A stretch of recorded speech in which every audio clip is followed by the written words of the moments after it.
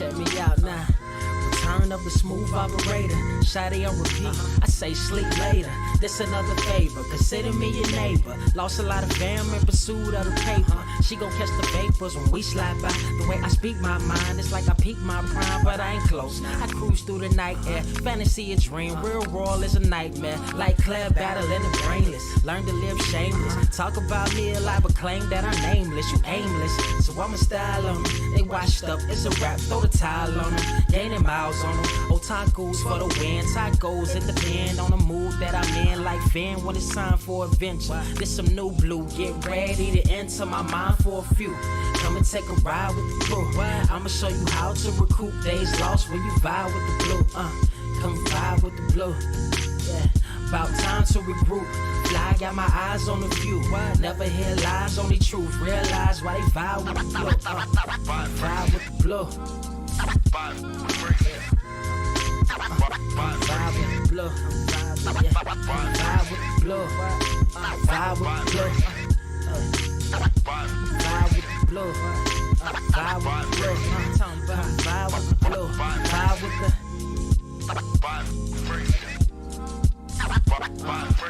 vibe with the sky. Wait, you know the rest. I'm blessed. I see you frontin' like you ain't impressed, but I still get requests. I'm playing Zelda on the GameCube. I quit spamming my music. Don't ever try forcing the links. That's a high rule. The wind waker, Mother Nature on my side too, controlling the elements. Go and check my avatar. I'm arrows ahead. Get the point. Moving forward, the battle scars accumulated over time are reminders of what I went through as a minor, but made me a grinder. The trees broke down for this loose leaf. If life's a game of death, I'm Bruce Lee. Ooh wee. Lose sleep on the regular, trying to get this word out. Then I crash Nebula. Wish I had a very odd parent, maybe two, but it's cool. Everybody pays dues. Now it's time to make moves. Granny didn't raise me to lose. Think I'm in the mood for a cruise. Wanna ride? Come and vibe with the blue. Come vibe with the blue. Come vibe with the blue. Come vibe with the blue. Come vibe with the. Check this out, y'all. I'm back spazzing like the elderly worth of my cousin Beverly. Never swear away from the truth. Just ask Heather, be weather, be tripping, starting to control like our destiny. Always give you the best of me until the death of me. My weaponry is a paintbrush. Hush, don't tell my secret. They get a hold of it. If you leak it, get it. It's cool. Got you covered though, look. But let me get back to that cool-ish, loose-ish. Why they still lying? They don't do this. Bad at board games, whole world clueless. Selling they soul for Roof Chris. Who's this honored fella? Need a sliced extra mozzarella. Crew fly, let God propellers. Humanity born like they don't trust fun. Why you dodge the teller? You don't know, but my odds are better. Life's a gamble, depending on who holding the cards. You can start living at large or it's bon voyage. Charge it to the game. Me and you ain't the same. I'm thinking bigger pictures. Why you still shrinking the frame? Ever blink in the rain? It helps when your eyes dry. Mob with the bright minds. Think you funny, wise guy? Midnight marauder with a new tribe. Tired of the fake. Come and vibe with the blue sky. Come vibe with the blue sky. Why do you try? We get them high. Take them high. What I do? Come vibe with the blue. Yeah. Come vibe with the blue. Pass what up? Vibe with the.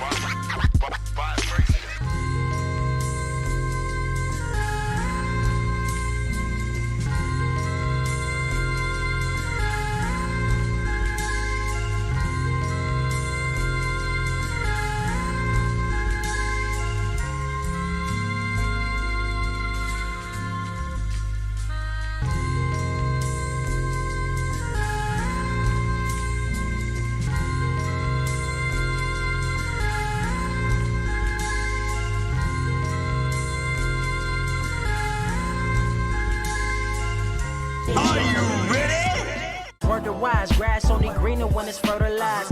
Gave them truth in these songs, they prefer to lies. Destiny beautiful, adrift in her purple eyes. You can't see me, you Stevie. Wondering how I reach more evolutions than Evie and make it look easy. Dream on, yeah. Dream on, dream weaver. Dream weaver.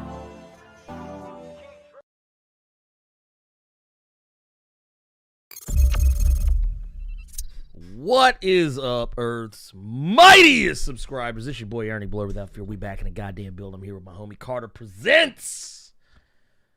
Miss Gladys made me a Snuggie. This motherfucker. Miss Gladys made me a Snuggie, man. It was Boss Appreciation Week or some shit like that, and I got Snuggie. So fuck all you haters, because I got Snuggie and you don't. This motherfucker was literally out here. We were playing Hunt Showdown. This motherfucker wrapped up in a Snuggie and breaking folks off through the wall. Sure was. Man, it said no lies detected. Nope. So, look, we got us not a huge show. We do got a lot to talk about. About, man. We and right off rip, we already got Legetsu coming through here, joining in on Blerd Club at the silver level. Thank you. Or no, actually, gold. My bad. Someone else came in at silver earlier. I think I lost it. Anyway, point of the matter is, we got us a jam-packed show. We ain't gonna stand on ceremony because there's it's not so much there's a lot of things to talk about, just there's a lot to talk about some things. And of course, you know, we gonna get in here. We gonna get into it, but first, I gotta do something because I didn't do it last week, and I feel like the energy was lacking as a result. As this motherfucker sits here, it's not lacking the warmth of this damn Snuggie. This shit is fire. This motherfucker here. I've been missing out. This motherfucker, this Snuggie. I'm dead. Anyway, I gotta give props to everybody that's in here right now because we got the homie Geronimo Smith up in this motherfucker. We got R. Jack Philham. We got Chase Danger up in this motherfucker. Bart Allen straight out the Speed Force in this bitch. We got Rico McDory. We got Black Nito, leader of the Brotherhood of Evil Motherfuckers. We got Maurice E in this motherfucker. We got Nick Carwell. I see Jerry Maurice, Ruben Hard, Gabriel Knight, Just Another Monster. We also got in this motherfucker. We got Slam, Ralvar. We got Christopher Zeta in this motherfucker. Art Cali. We got BKS Ford, Mr. Brooks 610, a.k.a. Blade, a.k.a. The Daywalker, a.k.a. motherfucker you don't want to fuck with. We got Sethian in this motherfucker. We got Ty Sam. We got Artie Aaron 70 in the some bitch. We got this guy 38. We got motherfucking Ed Boy in the Cud. We got Ty Sam. We got, oh my God, I can't believe it. The King in Black is here. Absolute Venom. Wait a minute, there's something I'm supposed to say. Gots to go get him. We also got Ricky Domo in this motherfucker. We got Red Lion. We got Ward Register. Got Miguel 2099. Y'all better watch out for this motherfucker. He's from the future. We got Elizabeth Okambote in here. We got the T1000. John Connor. I better not see you in here, motherfucker, because he blasting. We also got Dark Mane X in this bitch. We got Daddy Dreed, Shadow Strider, Emmanuel Martin, B. Kendricks, Splosh, VJ Poe. We got That Gemini Love. And, of course, we got Enigma 9x9. You thought I wouldn't see you. But I did. Inner Force Historians up in this motherfucker. Was it Jose Pangelinan in here? Mailman up in this bitch. Mr. Mac for the win. Wait, are we talking about Mr. Mac is in Craig Mac? 1,000 degrees. You'll be on your knees or you'll be burning begging, please. You didn't need to continue. You did not need to continue. Wait. Can we just talk about the fact that beat was lit? And everybody tried to use that beat was lit. Oh, yeah. That beat was fire. I'm not gonna lie to you.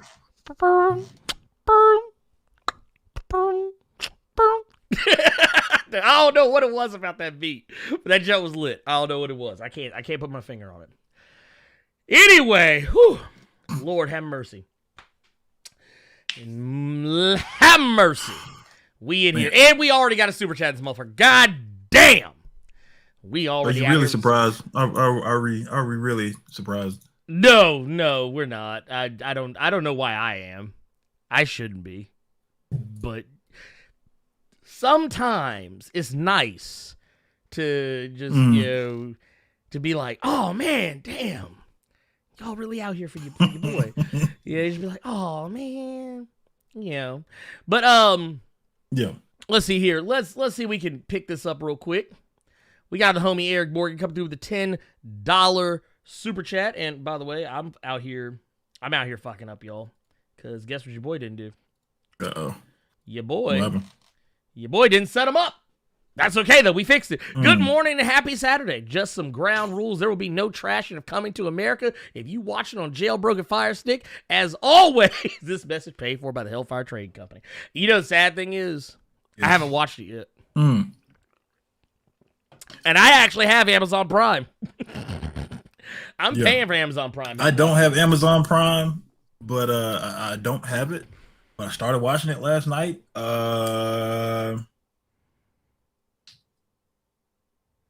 Well, Eric don't want me to say something, so I can't say nothing. Oh Lord, this man I got a Snuggie though. I got this Snuggie though. This Snuggie felt good as fuck. This man. Let me just tell you, if there was one thing about when I started watching that film, the one thing I can't stress enough about Coming to America is these Snuggies are comfortable as fuck, yo. Oh my God. If you ain't got one of these, do you know how much you can do with a Snuggie? Do you know if you got your partner next to you and y'all both covered up in this thing? Never mind. We ain't gonna talk about it. It's too early in the morning for that. We ain't gonna discuss it. This man. We ain't gonna discuss it. Lord have We're not gonna talk about it. We're not. Look, get me out of here. Can somebody get me out of here? Anyway, we're gonna talk. So right off rip, let's just go ahead and talk about it because I know the questions are gonna start coming in for us. We're just gonna talk about it right now. We're gonna talk about WandaVision.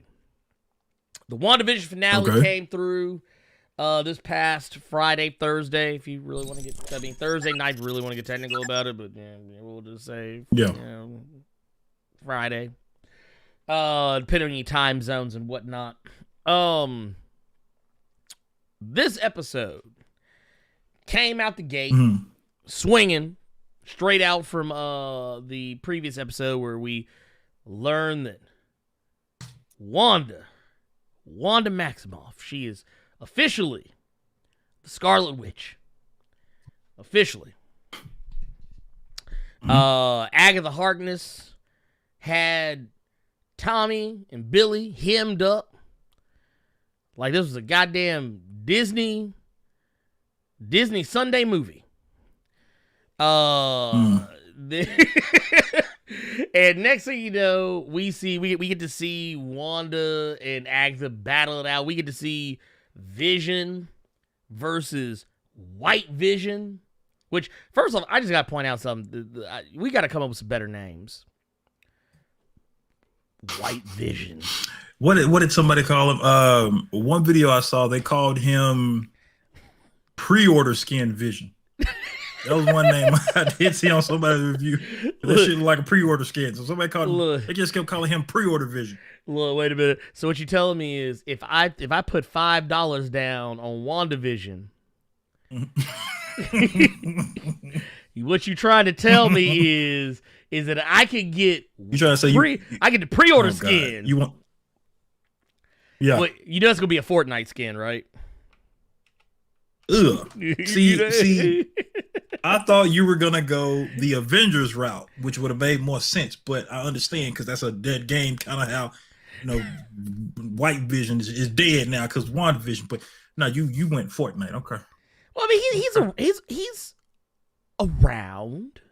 I don't want to see Pre-Order Vision with an AK spraying Xenomorphs and Travis Scott.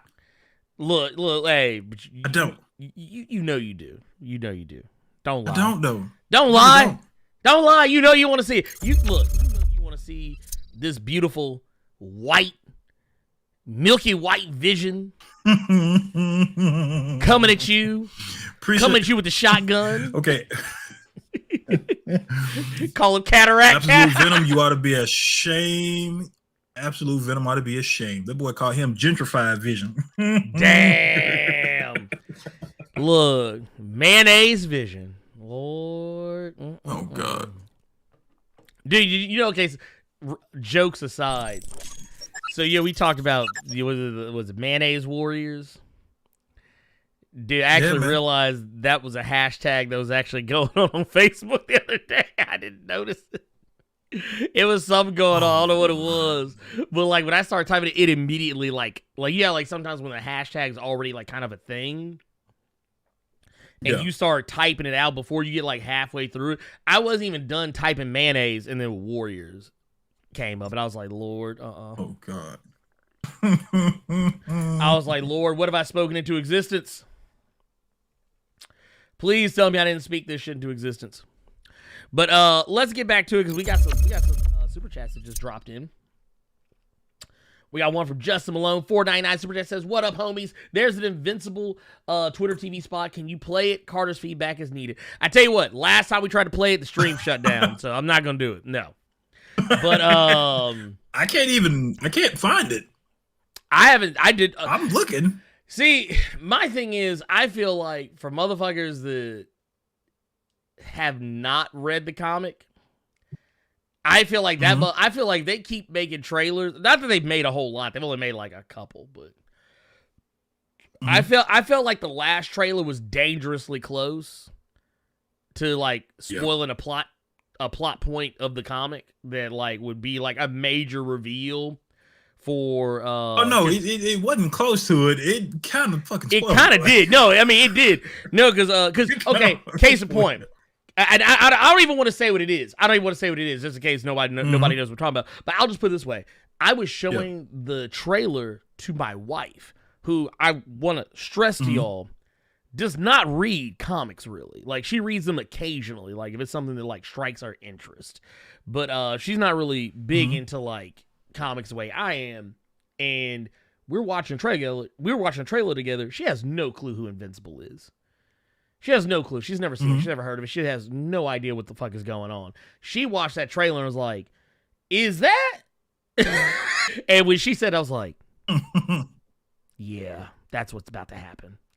She was like, "Okay," because she was like, at first I thought, well, maybe I was just seeing things, but then like dude started blah blah blah blah blah blah blah, and I was like, yep, yeah, they really wanted you to know that was gonna happen. Like I said, that's the thing, like that was kind of thing. You didn't see the shit coming in the comic. You see this motherfucker on the show coming a mile away.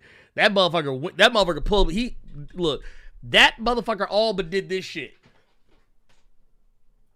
and got the camera and winked at your ass. It did everything except that. But no, we're not going to play the trailer on the show. Also because we might get in trouble. I got away with that Mortal Kombat one. I can't.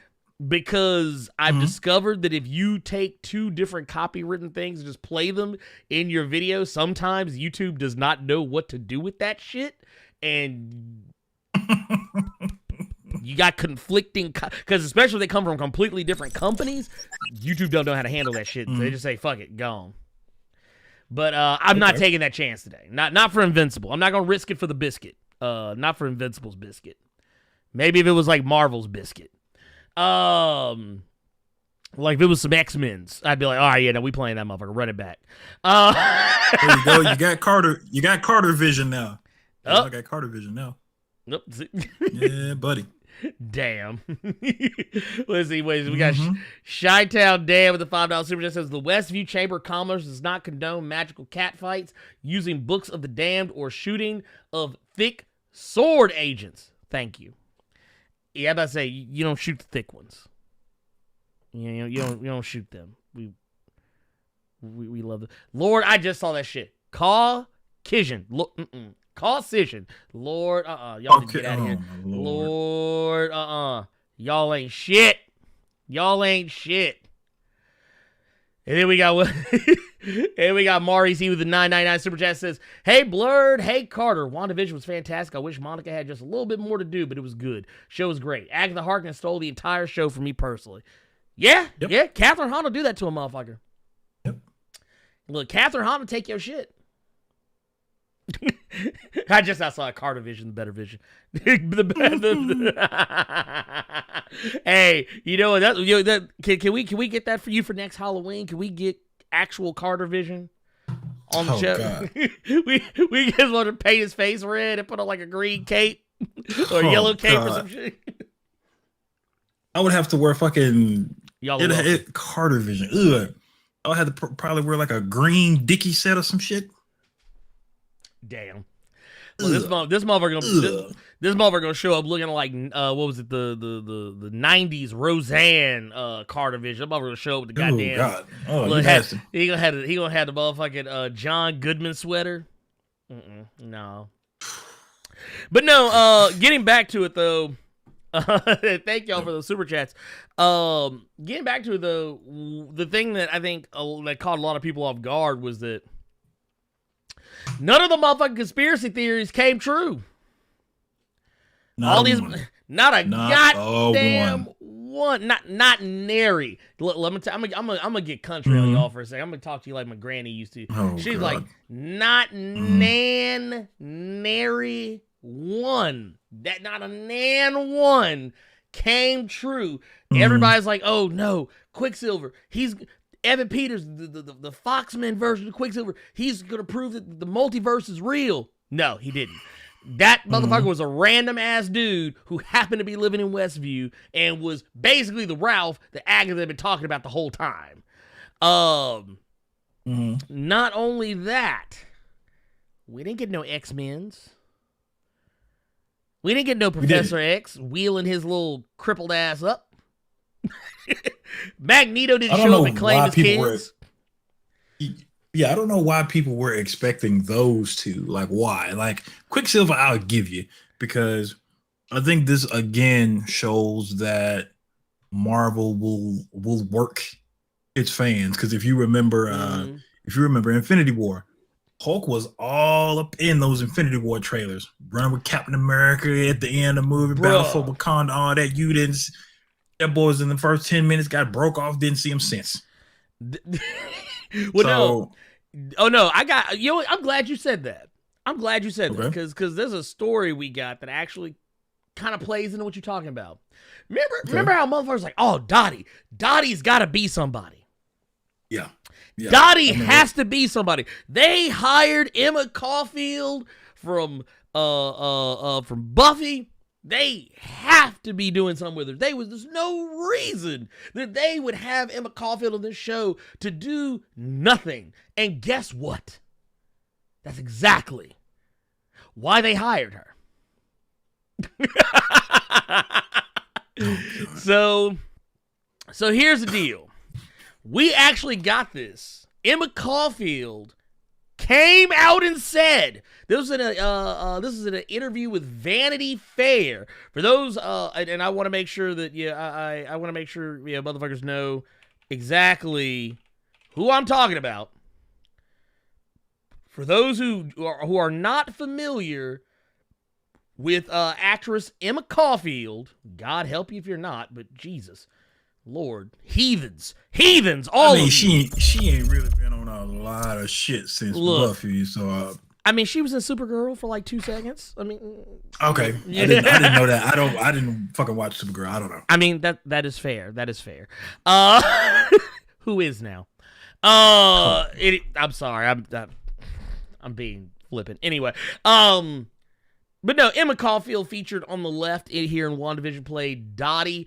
Rumor around the campfire was that, there were people coming out with, I saw crackpot conspiracy theories going as far as saying that she was Emma Frost trapped in Westview. I was like, Lord, y'all need y'all's asses whipped. Oh God, Lord, y'all gonna make me send Mark Henry out here for you. Look, the Silverback. They can't call him that anymore. They can't call him that anymore. Look, I love how Vince McMahon just was like, yeah, we're calling him the Silverback. It'll make him sound strong. Okay. Mm-hmm. You know you talk about a whole ass black man. Oh, okay, cool. He already and here's the thing. Here's what didn't help. Mark Henry already a big ass dude. And he kind of got some features. Look, let me shut up. No, let me hit the button. Hold on. Danger. let me back up. Anyway, just saying, they wasn't helping. Ernie McMahon, ladies and gentlemen. Ernie McMahon. Oh, look. Hey, big fella. Look, I don't why See, these conspiracies. Oh my god! I'm looking at.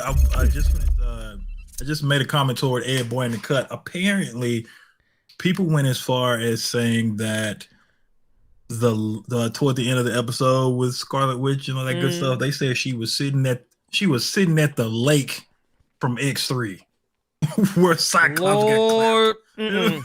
See, okay, okay, so I'm gonna tell you what I thought it was. At first glance, I thought it was the cabin from from Endgame. I was like, wait, is that the cabin from Endgame? I was like, is she chilling at Stark's place? Maybe she just hide now. Because Tony, he protected her during Civil War, so it would make sense. She went and hid. I was like, wait a minute, that house is too small. That ain't it. And then, but like they kind of went for you could tell they went for that aesthetic. But yeah, no, people went crazy. There were all sorts of obscure characters. People thought Dottie was maybe she's Night Nurse, or maybe she's this character, or maybe she's that character. Guess what, motherfuckers? They lied to you. Yeah. She came out of an interview and said that it was impossible for people to not be disappointed. I'm trying not to feel disingenuous, but knowing full well their theories were just far removed from the truth. That's tough, being the red herring. Again, I hope no one eggs my house. It was very intended to have me show up in that fashion. Calculate is not the right word, but it's purposeful.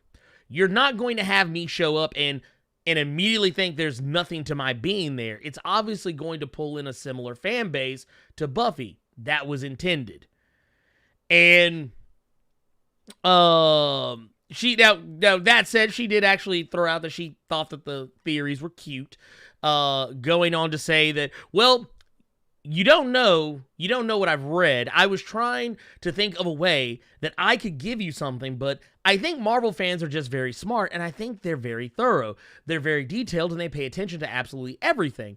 And, the understanding that from the get-go, that this whole setup, that nothing is exactly like what it seems, you're taking that and inhabiting that space. I just think that's really the only space you can be in when dealing with this show. Now, basically what she was saying is, that was a really nice way of saying, them theories y'all came up with was cute, but Marvel said no. And Taika Waititi, director of Thor Ragnarok and Thor Love and Thunder, also came out and said something kind of to a similar effect, basically saying, because there were some rumors, what's her face, Tessa Thompson and Brie Larson were recently kind of adding each other on Twitter, teasing a secret project that they were going to be working on together. And because they are both actresses in the MCU, people automatically assumed that it was going to be like a Captain Marvel Valkyrie crossover. And it's like, and Taika Waititi kind of came out and in his own nice way kind of said something. Someone was like, it would be a nice idea, but basically just telling people that if the more people want something from Marvel, Marvel tends to go the opposite direction, because you can't just granted, yes, you want to give the people what they want, but, and this is something I think is hard for general audiences to understand, and sometimes even harder for like rabid fans to understand, but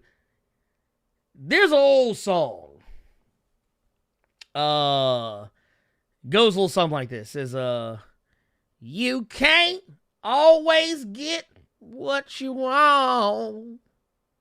I don't have the voice that Mick Jagger does, but I'm just saying, point of the matter is you can't give everybody what they want. You can't give. You just can't freely hand over. Just because, case in point, sometimes I say this about wrestling. Just because the fans and the smart marks think it's a good idea doesn't mean it's actually a good idea. Like, it's easy for us to sit back here and say, yeah, dude, they should totally have made Emma Caulfield be, I don't know, fill in the blank random Marvel character that no one actually knows anything about, but we're going to throw out there because the character kind of vaguely looks like the character we're talking about. Yeah, you could have picked any one of those characters, and yeah, would it have been cool for there had to have been more to Dottie than her just being a random nobody? Sure. But would that have made it a better story? Would that have enhanced, like, thinking back on what we know now about the overall show, would it have changed anything? Mm. It wouldn't have changed a goddamn thing. That's why I said that, I put out a tweet a ways back talking about how Marvel gave us a show about Wanda Maximoff and Vision that is also Woo, Darcy from the first 2 Thor movies, Monica Rambeau, Agatha Harkness, and Wiccan and Speed, and y'all sitting here worried about X-Men. Y'all better take what y'all get.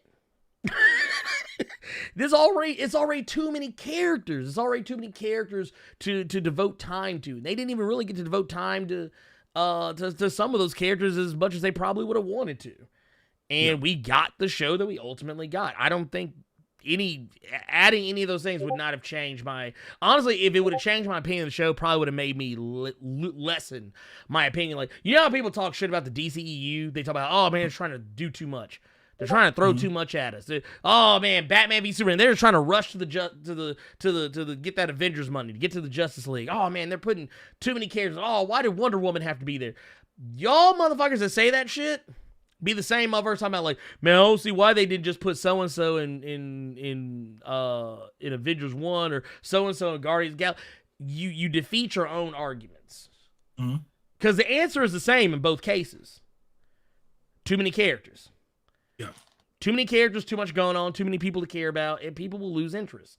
And it can hurt the story. If you're adding too many characters, that means you got to think about it. The more time you're spending with this character, the less time you're spending with that character. What would you rather have? Would you rather have this one movie or TV show that is supposed to be about Exhibit A, and then you bring in Exhibit D? And then you just make the show about Exhibit D, and we don't focus on shit to do with Exhibit A, B, or C. And then you either get it that way, or you have show about Exhibit A, and you focus on Exhibit A, B, and C, and then you kind of wink and nod at Exhibit D. No one's gonna be happy, and though it seems like there should be a perfect happy medium, there really isn't one. And I don't really think there's a good way to do it. I mean, it's kind of like what someone brought up the character, like when I was doing the 28 Days of Black History in comics post on social media. I brought up a character, and as people are wont to do when I do things like this, they always go, well, what about this character? It's like, it's not that character's day. Can y'all just shut the fuck up? But people always got to bring up some other random character that has nothing to do with the character I'm talking about. So someone brought up Vibraxis. They didn't even know the motherfucker's name, I don't think. I don't know. But somebody brought up Vibraxis. They just put up a picture of the motherfucker and didn't actually, I don't even think they called him by name, but point of the matter is it was Vibraxis. And the funny thing about it was they're like, oh, he should have been in the first Black Panther movie. And I was like, why? Yeah. Why would you put him? It's people doing that right now for Blue Marvel who don't know who the fuck Blue Marvel is. They saw one person say something, another person say something, watch like maybe a good 60 seconds of a 4-hour Comics Explain video talking about Blue Marvel. So now everybody fucking want Blue Marvel. Well, y'all didn't know he existed like last week. So I mean, they people do this with every character, to be honest with you. That was my point. That was my point. Well, Carter, you gotta be careful. We might be gatekeeping. I'm joking. I'm clearly joking. No, someone said some shit like that. Oh, you're gatekeeping because you're calling out casual fans. It's like, no, I call out hyperbole is what I call out. I call out hyperbole because I've caught motherfuckers on Twitter talking about some, oh my God, I've waited for this my entire life. Dude, you just found out about Blue Marvel yesterday. Can you really be waiting for something your entire life that you didn't know about until like a day ago? Just saying. Throwing that out there. Anyway, not trying to be an asshole, not trying to be cantankerous. It just is what it is. Like, I would not be the person that sits there and says, like, I always say phrasing is everything. It's semantics. It's how you say something.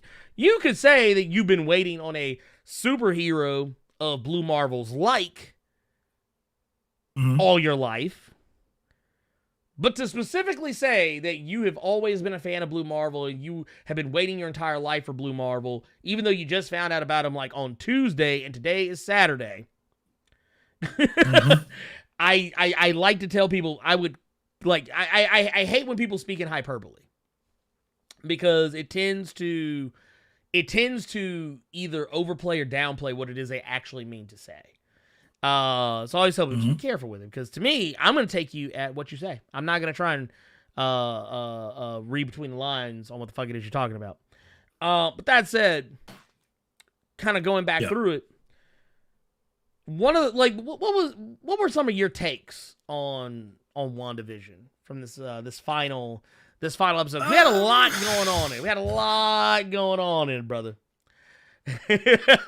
So somebody else made this point, and I didn't even think about it, and that was just that if the hex is gone, does that mean that when Wanda made Agatha permanently Agnes, which was made in the hex, is she still Agnes? So that was one thing. Well, so I didn't even think about that, and I'm like, okay. Well, I think the thing is, another thing. Yeah. Oh, go ahead. Yeah. Go ahead. Oh no! I'm just gonna say that was one thing. I was actually happy that they didn't really use a lot of Monica Rambeau, because somebody said it in the chat when people keep bringing up X-Men and shit.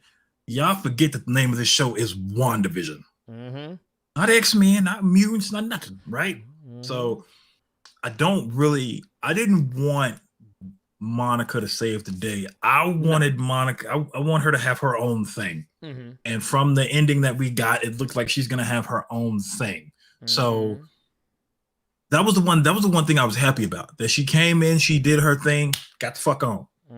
Because this is not her story. This is showing an origin, and now we're gonna get her story in show, film, whatever the fuck we get. It's a good thing, because for me personally, like you said, the show's not called Monica Vision. It's not called Wanda Rambeau. You know what I'm saying? It's called WandaVision. Like, and I kept telling people like, oh man, they're probably not even gonna use her. Dude, you know what I mean? Dude, she showed up in most of the episodes of this entire season. Like, they really honestly didn't have to do that. Like, they honestly could have had her. You know how they did this literally has nothing to do with anything, but you know how they made that female version of Ocean's 11? Yes. Wanda Rambeau sounds like the female version of fucking Rambo. I kind of want to watch that though. Dude, I would watch that. I'll watch that movie. I would watch it. Actually, there's probably a real Wanda Rambeau out there somewhere. There's probably just sitting there. She's probably sitting there with a bow and arrow, with like some arrows, with grenades. Dude, that's either a really good female version of an 80s male action movie, but it's a really good porn parody. Wanda Rambeau. Wanda Rambeau.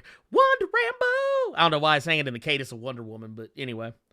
I don't know why you did that. I don't know. I don't know. I mean, everything else, to be perfectly honest, man, with this last episode, I mean, the fights were all right. They were cool. You know, we kept name dropping the Darkhold, which was interesting, and I asked you about it. Honestly, though, like, to me, the episode kind of ended with a whimper almost. Well, and I do understand that from everything we had gotten in every episode, it can't have some bombastic ending. It has to calm down. You know what I'm saying? But I don't know. Well, because you know, I mean, it was fine. It was fine. It wasn't something. Would I go back and watch it again? Probably not. And I'm shocked that I was excited to watch the episodes, period, because I didn't give a fuck about this show. I was waiting on Falcon and Winter Soldier. Yeah. So when this dropped and it was as solid as it was, like, I will give it props in that, because I wasn't going to give the show the fucking time of day. So those minor nitpicks, I will say that as a complete product, as a complete story, it was great. Yeah, no, I feel like, you know, a lot of that is probably just because, yeah, it ended on a down note because it's the only way it could have ended. That's the only way it could have. It couldn't have ended like it wasn't gonna end the way like, you know, your typical like MCU movie's gonna end, where like, oh, we beat the bad guy, we tell a few quips, and that's what I like. That's what I like because that's what I we had this conversation last week, and I said that it won't be a good complete thing if she doesn't consequences. Right. I said that last week. So that part I really did like, that they didn't shy away from the fact that she not even talking about the kids being gone, not even talking about Vision, has to face the fact that all these people are looking at her like this bitch. This, like, that part was great. Oh yeah, no. Eat it. She gotta eat it. She gotta face it. She gotta take it. So that was great. Right. That was the main takeaway that I loved about this episode, that she had to face that shit head on. Right. Well, not only that, like the fact that she had to face the reality that it wasn't even so much as she was holding them hostage. It was also, because here's the thing. This is what I love about the juxtaposition of this, is because in the previous episode, they almost made it seem like she was enhancing their life, because when she came to Westview, it seemed like this rundown town, but with a, you know, full of no hope. Like full of no-hopers. Yeah. And what she ended up doing was she ended up giving them purpose, but at the same time, she was fueling them with her nightmares, her grief, her anguish. They were feeling everything she was feeling, and it kind of made this, it made this thing where she had to accept and realize that she is the bad guy here. Yeah, Agatha Harkness has been here pulling strings and manipulating things, but only really with her. Wanda has been doing it to everybody. Like she has been pulling the strings on everybody. Like, what was it? Like Agatha said, magic on autopilot. Yeah. Like, just like she was like literally controlling things. And like it was on a level that Agatha had never seen before. And I love the fact that, you know, kind of going back to it, we even got that callback. Which I thought was a really cool callback and was a nice bit of foreshadowing that they did with the previous episode in regards to how Wanda defeats Agatha when she basically looks, she's about to give up everything. She's like, all right, I'm about to give up all my power to try and stop you. But what she was really doing was she was creating runes to basically mimic the spell that Agatha used on her when they first met each other, like really officially met each other.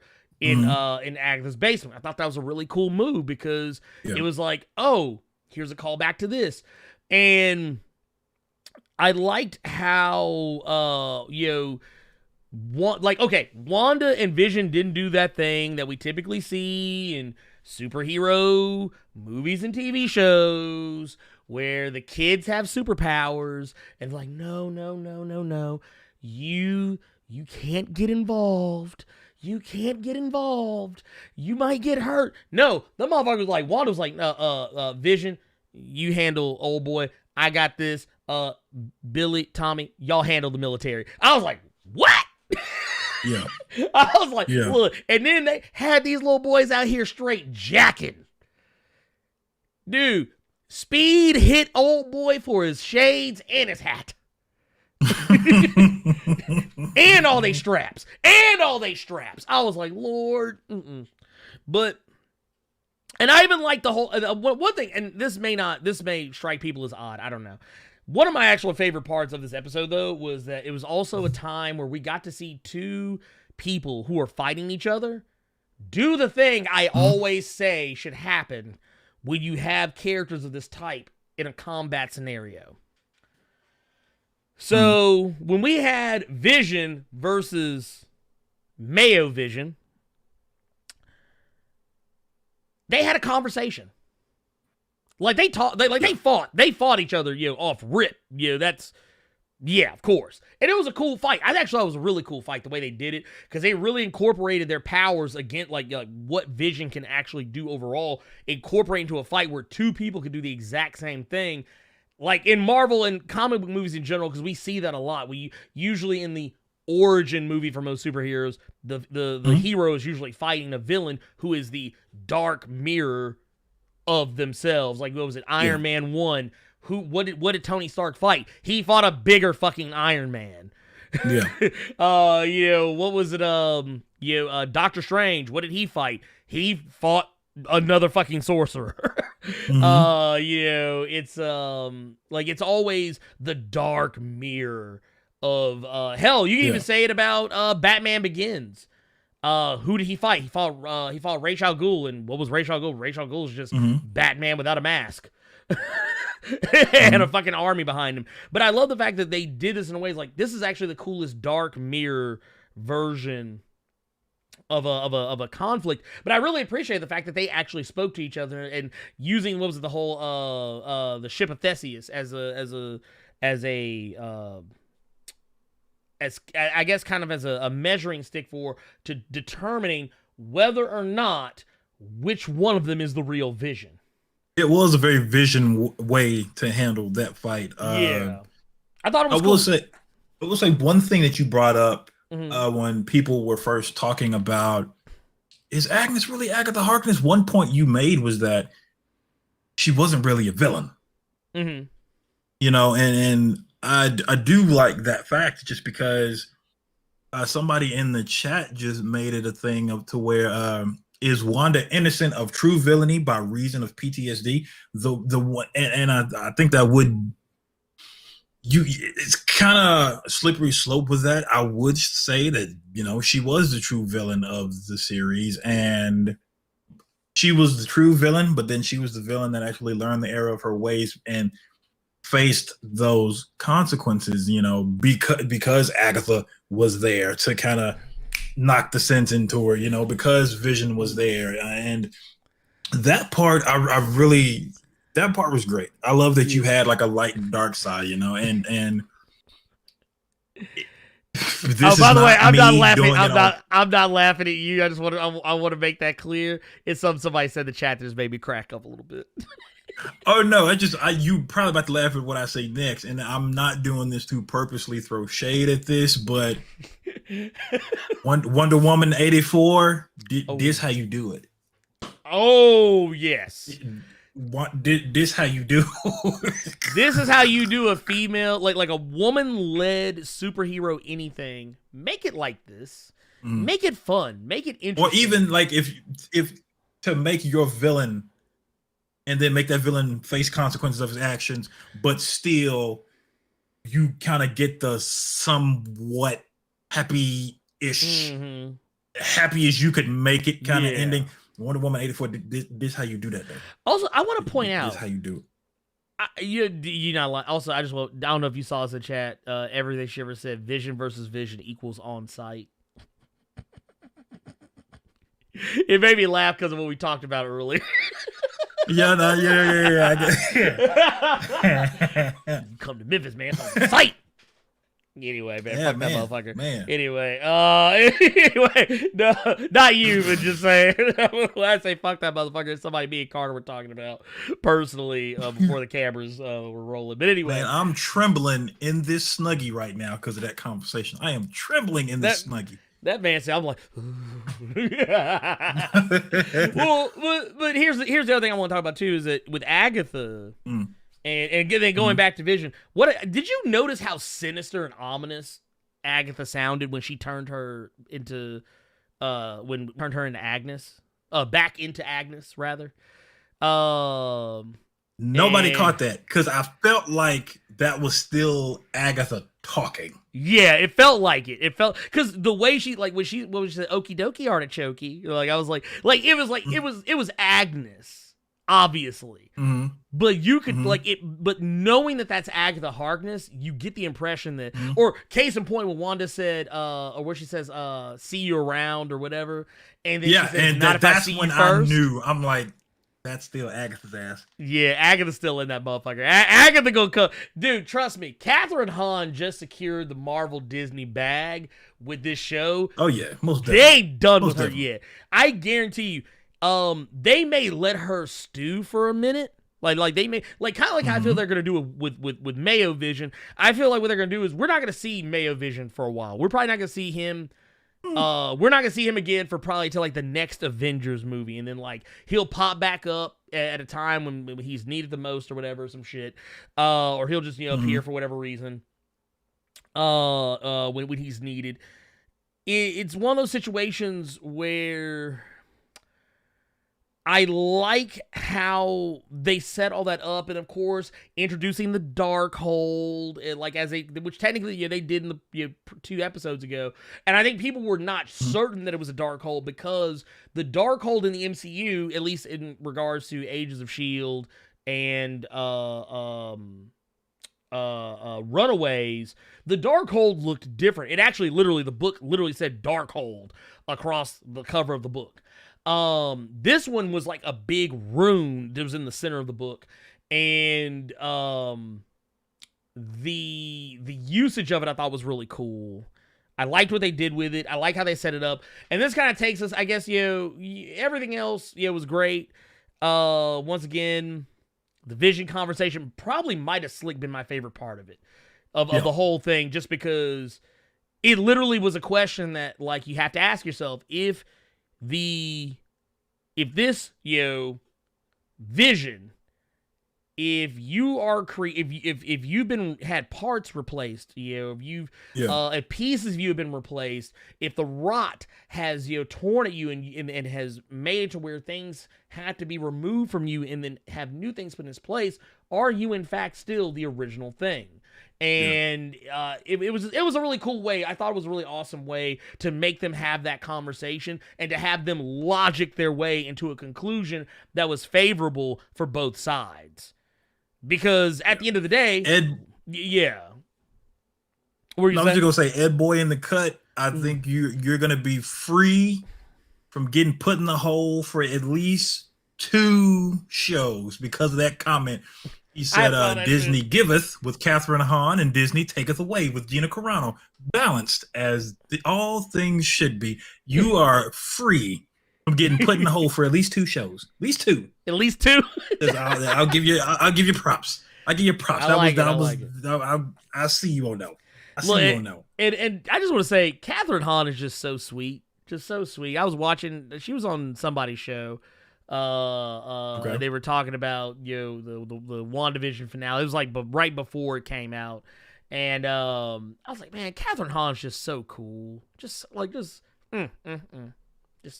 salt of the earth. But getting to these post credits, I'm skipping talking about the sad shit, the sad sack shit, because honestly, I've already cried. I ain't trying to cry again. Anyway. You cried. I did. I felt bad. That she lost her kids. The kids, the way they tried to say goodbye without saying goodbye, like it fucked me up a little bit. I'm not gonna lie. Okay, I was the complete opposite, solely because they kept bringing up the fucking Darkhold. So when I saw those kids gone, I said, okay, she's finna try to find some way to bring them back. And then we already seen fucking fake Vision assimilate himself into unseasoned Vision. So I like that. I like in that. The crowd, Well, no. Well, I mean, I know they're coming back. Duh. Okay. Here's the thing. I know that based on casting reports and script rumors, we already knew that Wiccan and Speed were going to be in Doctor Strange and the Multiverse of Madness. That news has been out for a year. Well over a year, so I knew that, and I know, of course, Wanda being there and this being shown. I was like, of course they're gonna bring it back. Of course, Vision's coming back, but that didn't make the fact that it's kind of the same way I felt about Infinity War. Yeah, we talk about Infinity War sometimes and how characters died there, and it's like, well, of course they're coming back. Of course they're gonna bring them back. They're not killing all these I was like, look, they just got Spider-Man. You think they're really going to kill Spider-Man permanently? No, but that didn't mean that it didn't make me feel some type of way just in that moment. Like, in that moment watching it, I literally looked at it. I looked at it, instead of looking at it long-term booking, I was looking at it literally at the scene just for what it was. And yeah, I'm not going to lie, it got me. I got choked up a little bit. I was like, God damn. These motherfuckers, they didn't got me. But let's get into that though. So we know that, because we talked about the cabin. Wanda is, in a sense, doing exactly what Doctor Strange was doing. Not just in his first film, mind you, where he would astrally project himself and study while he was doing so, because I guess it would allow him to do things faster while he could do other things. And kind of also, I think probably a lot more people probably were reminded more of his checking all the alternate realities in Infinity War, but it was really more of a callback to Doctor Strange than it was to Infinity War. But this time with her reading the Darkhold and basically like absorbing the knowledge of it while she was just kind of casually walking around the house sipping tea. And of course you can hear in the background as she's reading through the Darkhold, you hear that if you go put on the subtitles, they say it's Tommy that is screaming, but basically screaming for help. This is basically kind of their way of letting us know that when Doctor Strange in the Multiverse of Madness comes out, because Wanda does factor into that there's something that she's going to do that is going, and likely in regards to bringing her kids back into reality, that is going to be the I guess the kicking off point for what's going to be causing all the supposed shenanigans in Doctor Strange 2, and of course, by proxy, Spider-Man, because WandaVision is supposed to have implications on Spider-Man as well. We don't know exactly what they are, but it's assumed to also be multiverse shenanigans based on all the casting rumors and things that people try not to talk about but accidentally do talk about and wind up putting out into the ether. And now this is the closest anyone's crackpot conspiracy theory came to being true. Because people kept saying, oh, when's Mephisto going to show up? When's Mephisto going to show up? When's Mephisto going to show up? And here's the thing. I kept saying, I think you're more likely to see Mephisto in Loki. Because we've actually seen clear nods to Mephisto in the Loki trailer. I honestly didn't think that we would see anything more than a wink and a nod at Mephisto. Because everybody said, because Agatha said the devil's in the details. Everybody's like, oh, she said that. Oh, she said that. Mephisto's in it. Mephisto's in it. He's in it. It's like, once again, going back to what Emma Caulfield said, sometimes people look at shit too hard. But the thing for me is that I feel like this was kind of a way of them saying, okay, so you know how it actually works in the comics with Tommy and Billy and the whole Mephisto soul thing. We're not exactly doing that. But we're gonna go adjacent to that. That's kind of basically what that post credit told us. So at this point, I'm not even expecting like the stereotypical Mephisto to show up, just because just reading some of the comic stuff recently, I wouldn't be surprised they go Damnation route and you got Benedict Cumberbatch locking Mephisto up in goddamn Vegas somewhere, man. So just I would love that. I'm wondering, like, I was already excited for Doctor Strange 2, so if she's gonna factor into this with the Darkhold, I'm wondering. I saw somebody in chat saying that they didn't think that Doctor Strange or Wong had any idea about chaos magic. I think it's been if Agatha Harkness knew, I think it's safe to say that Wong would know and he would tell something to Doctor Strange. I want to know if Baron Mordo is going to be involved in this shit anyway, because if Baron Mordo comes in trying to clap her kids, that's going to be the funniest shit ever. Dude. Because that's the one thing people have to remember. So, because I feel like he caught wind of this since he doesn't want anyone to have all of this power. So I think Baron Mordo might be a thing that people aren't talking about. Right. I think people are so focused on Mephisto and Wanda and Sam Raimi's doing fucking Doctor Strange. Nobody's thinking about the previous movie. Right. No one's talking about Chewie. They ain't talking about our boy Chewie.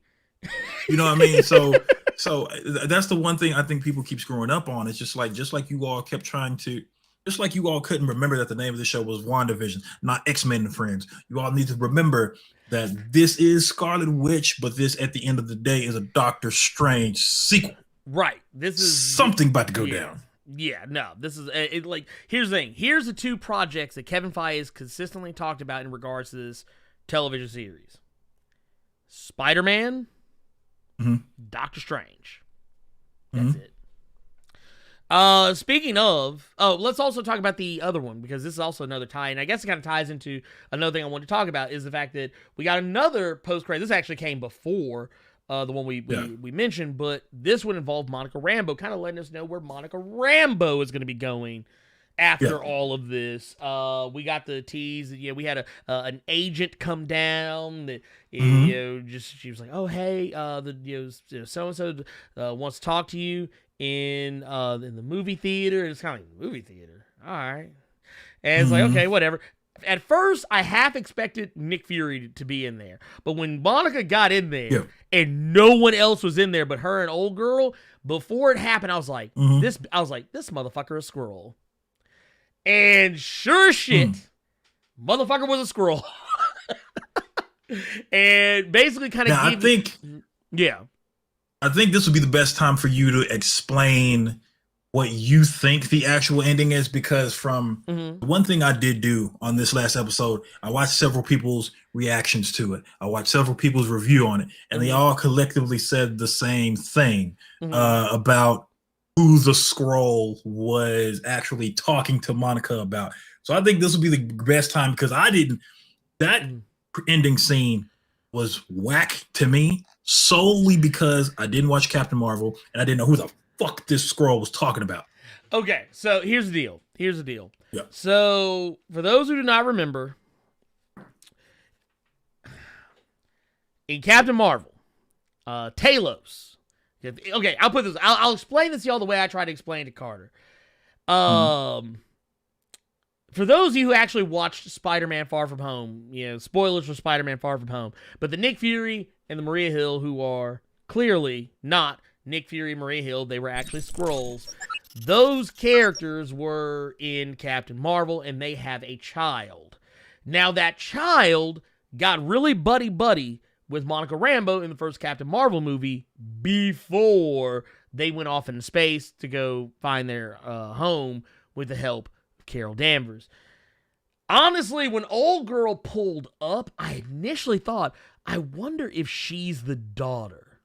Like, I was like, I wonder if she's actually the daughter of Talos, and she's coming down to reunite with Monica, because Monica was real broken up that the young Skrull would not get to stay with him and be her friend or whatever. I'm starting to think that is kind of more the direction they were leading. I know a lot of people wanted to be Blue Marvel, a lot of people want to be this, a lot of people want to be that. Monica is going into space, clearly, but what this is setting up is this is just more fuel on the fire for Secret Invasion. That's all this is. It is also maybe kind of giving us a taste of what we can expect to see Monica up to by the time we get to Captain Marvel 2, because it is already long since been confirmed that she is going to be in Captain Marvel 2. And some of those things will be addressed. But yeah, I think a lot of times what the fans desperately want something to be is usually not what it is. So I'm going to go with once again, I always talk about Occam's razor, when it comes to the MCU, and people never listen, but it always ends up being the case. The less complicated, this is basically an oversimplification of what Occam's razor is for those who don't know. The solution that has the least amount of moving parts, the least amount of crazy shit that needs to happen for it to be correct, that's usually the right answer. It basically is a nice way of saying the more simplistic the solution, the more likely that solution is correct. So that's usually the way I like to go. I know a lot of people want to go get the tinfoil hat, dive off into the deep end and all that other bullshit, but not your boy. But that said, going into it, the reason why I say that is because look at all the Disney Plus shows we have coming out. We have, the Armor Wars. We have Ironheart. We have Secret Invasion. We have Falcon and Winter Soldier on the horizon. Miss Marvel's coming. I have She-Hulk. Moon Knight. The reason why they're doing these shows is because Marvel is wanting to tell smaller scale stories without having to go through a whole fucking movie to do it. To have to wait 2, 3, 4, 5 movies to do it. They want to tell a story that's good and solid right then and there. That's the move. That's the move going forward. They don't want to spend 10 to 15 years working on just a set of 3 movies.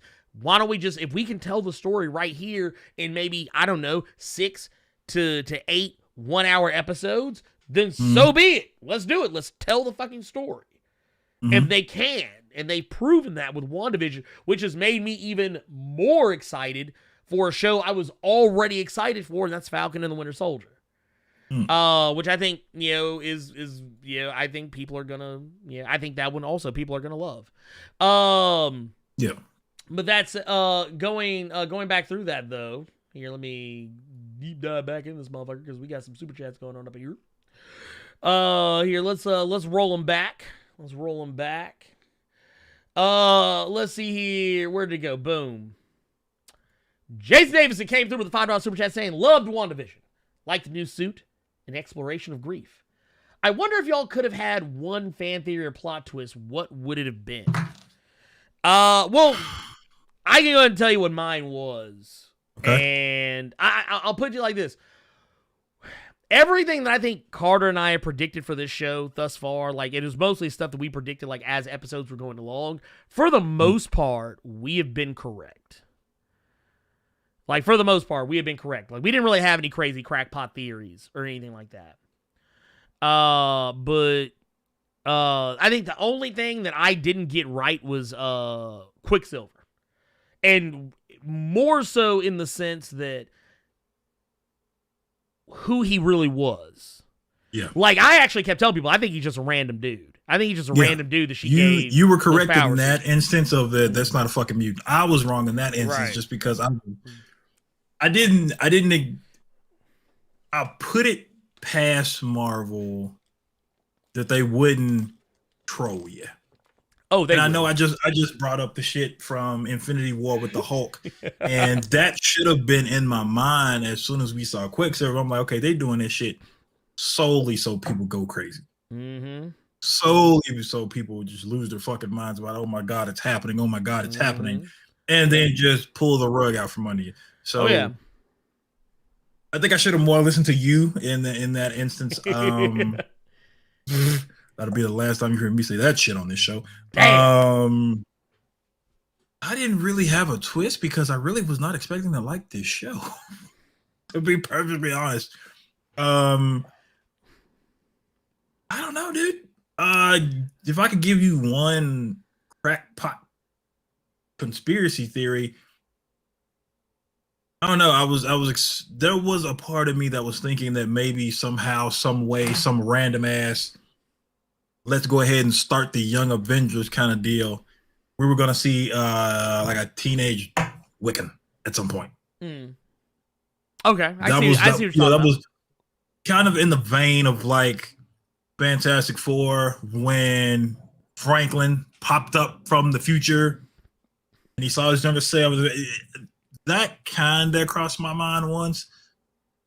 Like maybe he might, like, what if he's involved in Doctor Strange 2 or some shit? And he's going to warn her of this. That thought kind of crossed my fucking head, but that's the one fan theory that I have. Everything else was kind of, I have a Snuggie. This motherfucker. Anyway, moving along. I guess if I had one theory that I wish would have or a plot twist that I was really kind of gunning for, I was actually hoping that we would have maybe seen and this is or actually no, we talked about this yesterday, as a matter of fact, me and you, Carter, solo dolo, off camera, when Unseasoned Vision hit the scene, I was half expecting him to not speak with Paul Bettany's voice. Yeah. I was actually expecting him to speak with Ultron's voice. James Spader's. Yeah. That would have been fire. I would have loved it. I would have loved that shit. Fire. I would have ate that shit up because you got to remember that Vision is part Ultron. And like some of Ultron's brainwave patterns are a part of his brainwave patterns. That's a huge part of him. And I felt like doing that would have also differentiated him enough from Paul Bettany's vision.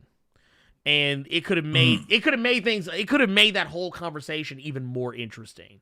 But I'm kind of glad they didn't do it, because in the end it turned out to work out just fine. Though I don't know if you noticed this, they did put the same vocal effect on Vision's voice when he, like, before WandaVision went in and gave unseasoned Vision those memories. Then he started talking more like, or even a little bit before that. But like at first, he kind of had that same vocal effect that Ultron had on his voice. The James Spader had on his voice for Ultron. But that would be the one thing that I was like, okay, yeah, I wish they would have done this, but they didn't do it. Next up, we had Jason Mitchell with a $5 super chat. Actually, it went squirrely on me. Didn't have anything in that super chat, but then came back with another $5 super chat that says KF, and by KF he means Kevin Feige, already told us that you won't have to watch the shows to follow the movie, so in a sense, it limits certain story arcs. Basically, a tie-in comic. And yeah, that's kind of what WandaVision is. It's a tie-in comic. Yeah. However, this is how you do tie-ins right. You make people care about the proceedings, what's going on. This is something I harped on about with King in Black, that none of the tie-ins really make me care more about the story than I already do.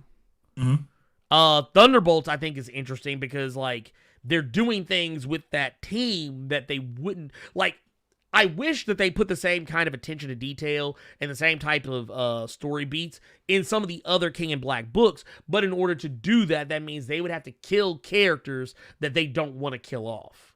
Like, the Thunderbolts gets away with it because basically the characters that are dying in that comic are characters no one gives a shit about. Or at least if anyone gives a shit about them, it's very few people. Like, yeah, it just is what it is. But I would personally like it. I would personally like so many more of the King in Black tie-ins if they actually just enhance the story as opposed to just being a thing that is happening somewhere else while this is going on. Yeah, that's if that makes any sense. Yeah.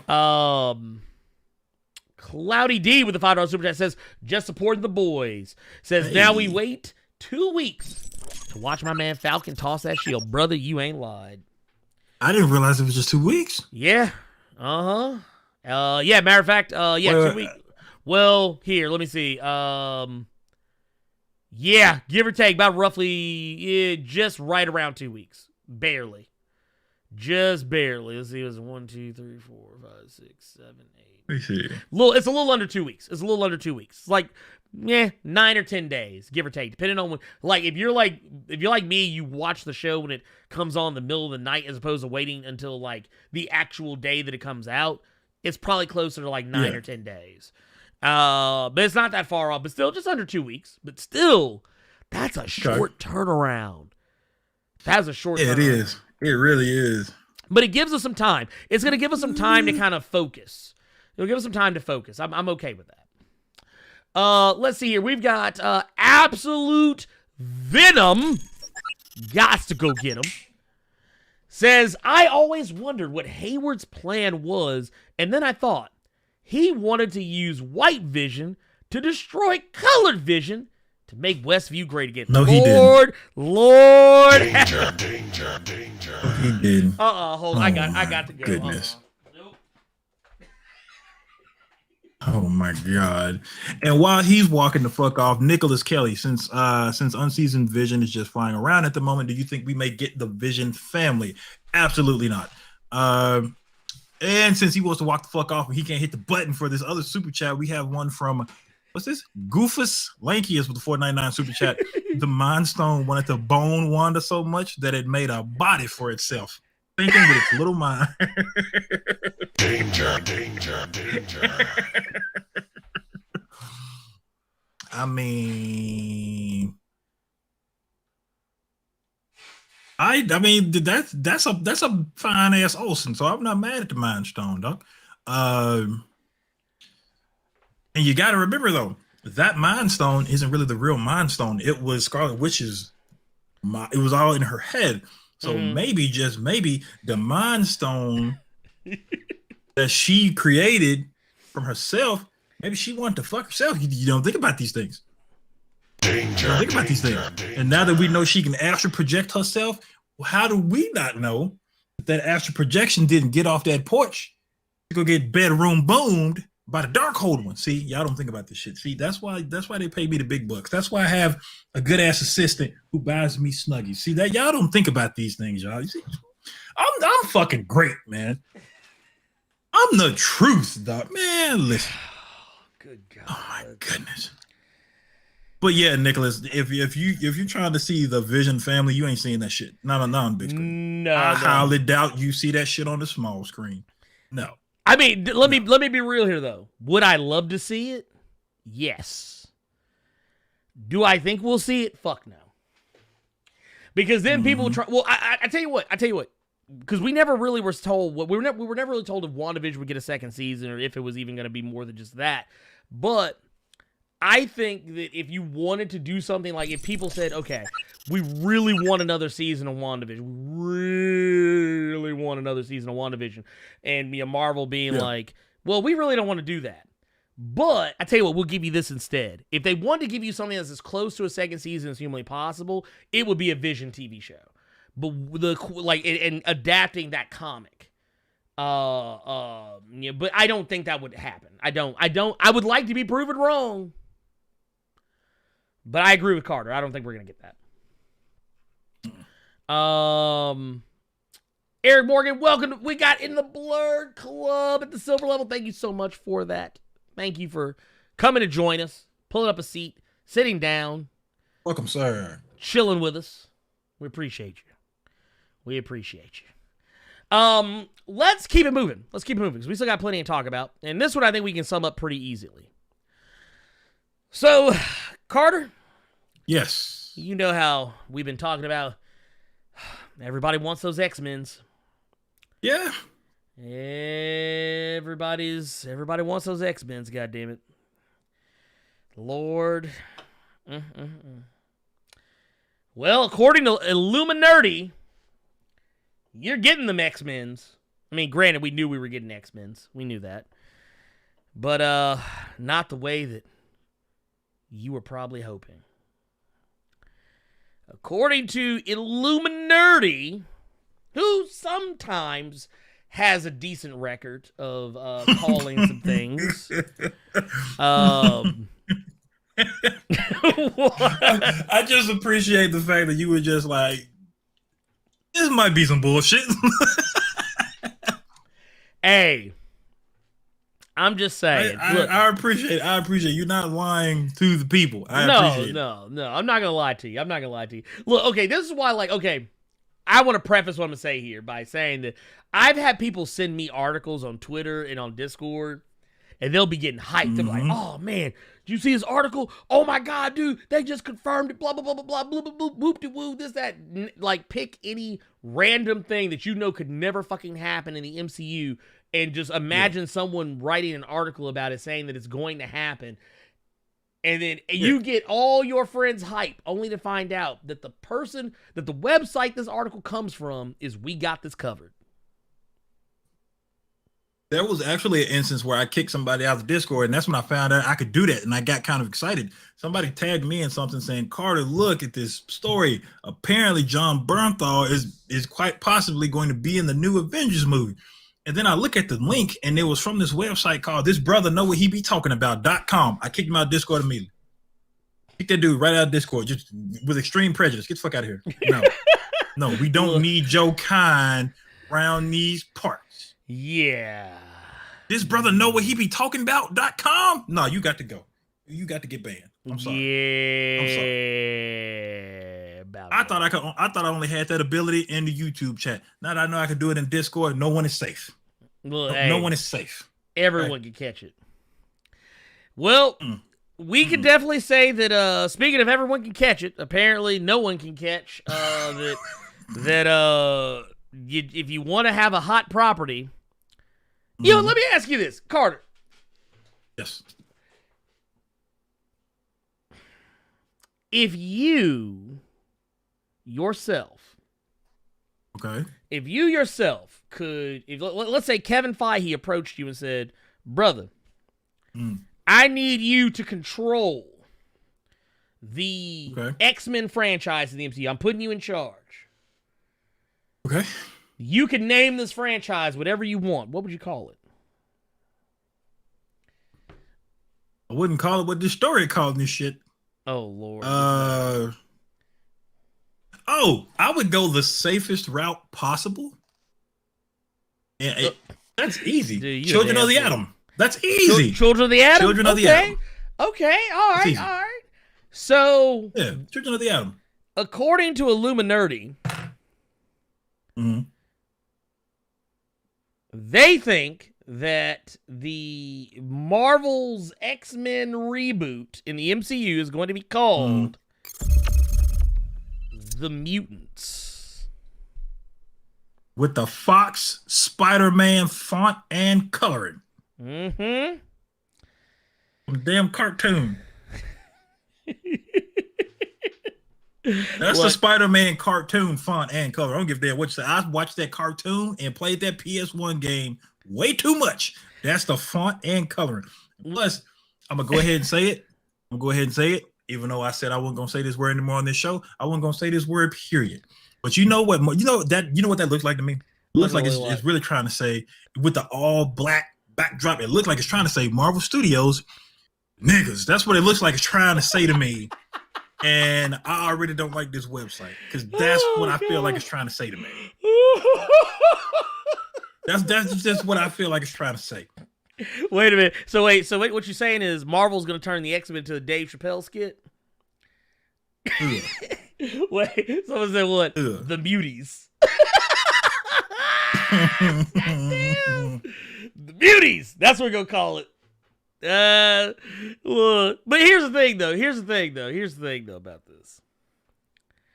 Oh, and by the way, do you still want me to do that thing that you mentioned? I just now saw the message. It's still being weird, so yes. I'm about to say you good right now. Okay, it was acting up on my end. I think it's doing stuff. Like, it depends on what's going on. Like, it kind of comes. No, like it's like it's actually my end though with the. Oh, gotcha. Okay, so yeah, here. What I'm gonna do is for a moment, for ladies and gentlemen, boys and girls, children of all ages, I'm going to have to we're gonna have to replace Carter's camera. So I'm gonna take the one for a moment, if y'all don't mind. Normally don't do this, but I'm gonna take the one just for a moment, y'all. Just for a moment. I want y'all to understand, because serious business. While he's doing that, we got a $2 super chat from Tubes the One. Appreciate you, my G. Yes, we do. Better name, Birth of X. Now I'm gonna tell you why you wrong. With this being the first Marvel mutant anything, the reason I said Children of the Atom is because I don't think it should have anything X related, Xavier related, anything in the title, because this is them introducing mutants, and I think Children of the Atom would be much better. I thought The Gifted would have been cool, but then they incorporated the fucking X stuff into it and they ruined it. Yeah, and I see a lot of you all saying that's the New Mutants text. That's the giant size X-Men. Okay, I'll give you that. But I really don't want them to say anything with X in it until maybe a sequel. Yeah. I think Children of the Atom is safe because everyone knows what that is. Well, and I also think you don't have to. I also think that you don't have to be so obvious with like say, oh, it's got to be the X-Men. This has got to be X-Men. That. Now, I will say, I think it's a hell of a move to not bank on the name recognition of X-Men. I think it's a hell of a move. Yeah. I think that's ballsy as fuck to just sit there and be like, and with a straight face, be like, nah, call it this instead. Yeah. Here, there we go. Found it. God. Hey, I'm just telling you what I found. I had to crop this bad boy, and then you'll be good, sir. Okay. We have to have a stand-in for Carter, y'all. I apologize. I know some of you will understand.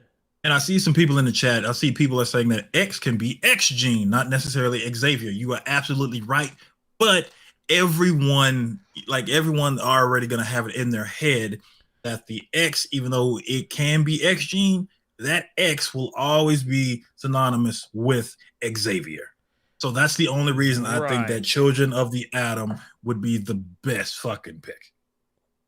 No, I agree. I agree. I would much rather, well, because it just, I don't know.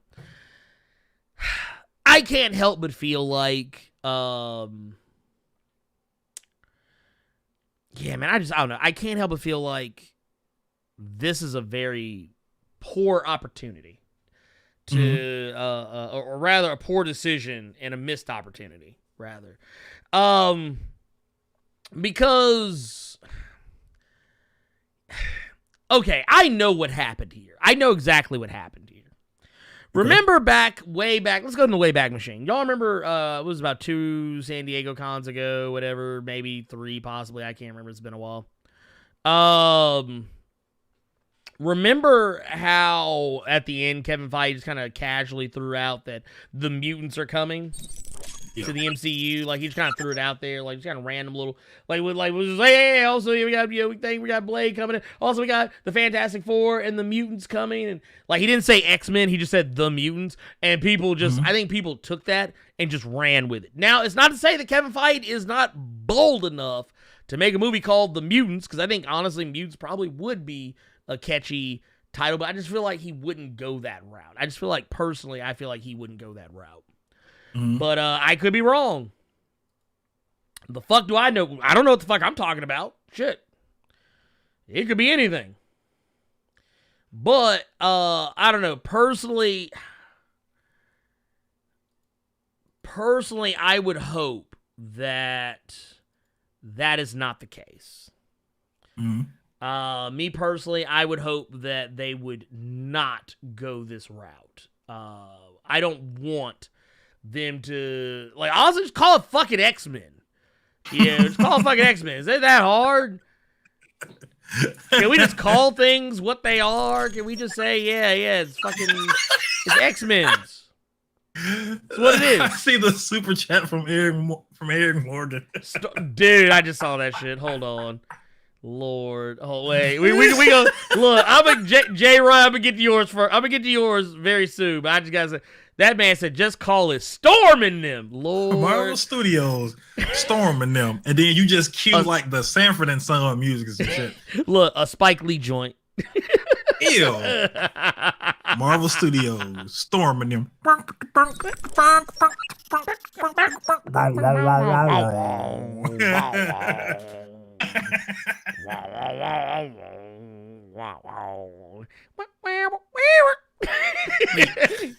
Lord, I didn't look. Y'all need to fucking quit. I'm sorry, y'all. Seriously, y'all. I hope they don't do some Storm them, because I just feel like they will put that photo of the whole cast on the issue of Entertainment Weekly, and like you'd see Storm at a picnic table with a foot on a chair, but it'd be some stilettos she wearing, and all of them eating like chicken ribs.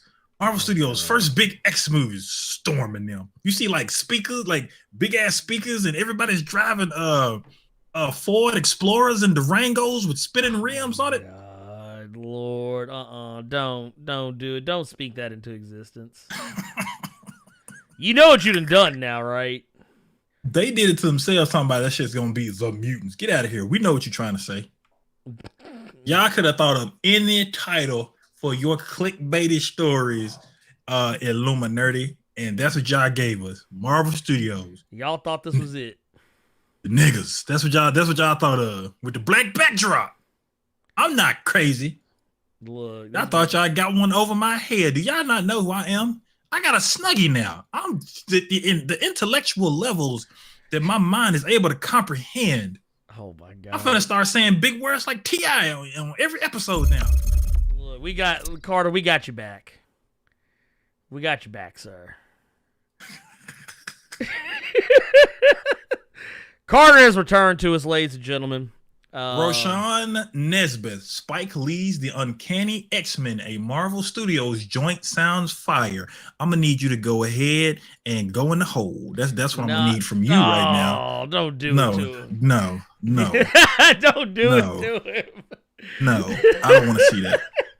I don't want to see several zoom shots and everybody on those like still speed up shots. Or I don't want to see a Spike Lee joint X movie. No.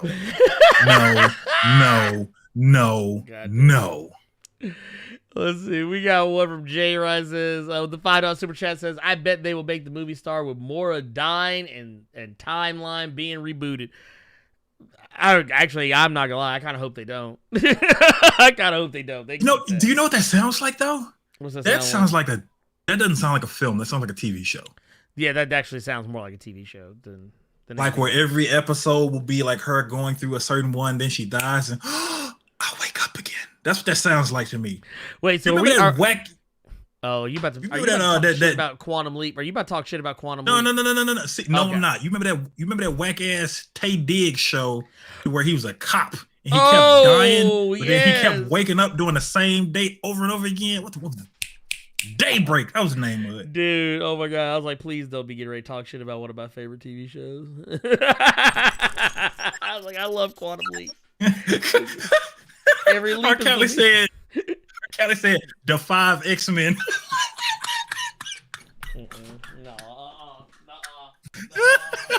And Black Panther and Chadwick was in that movie too.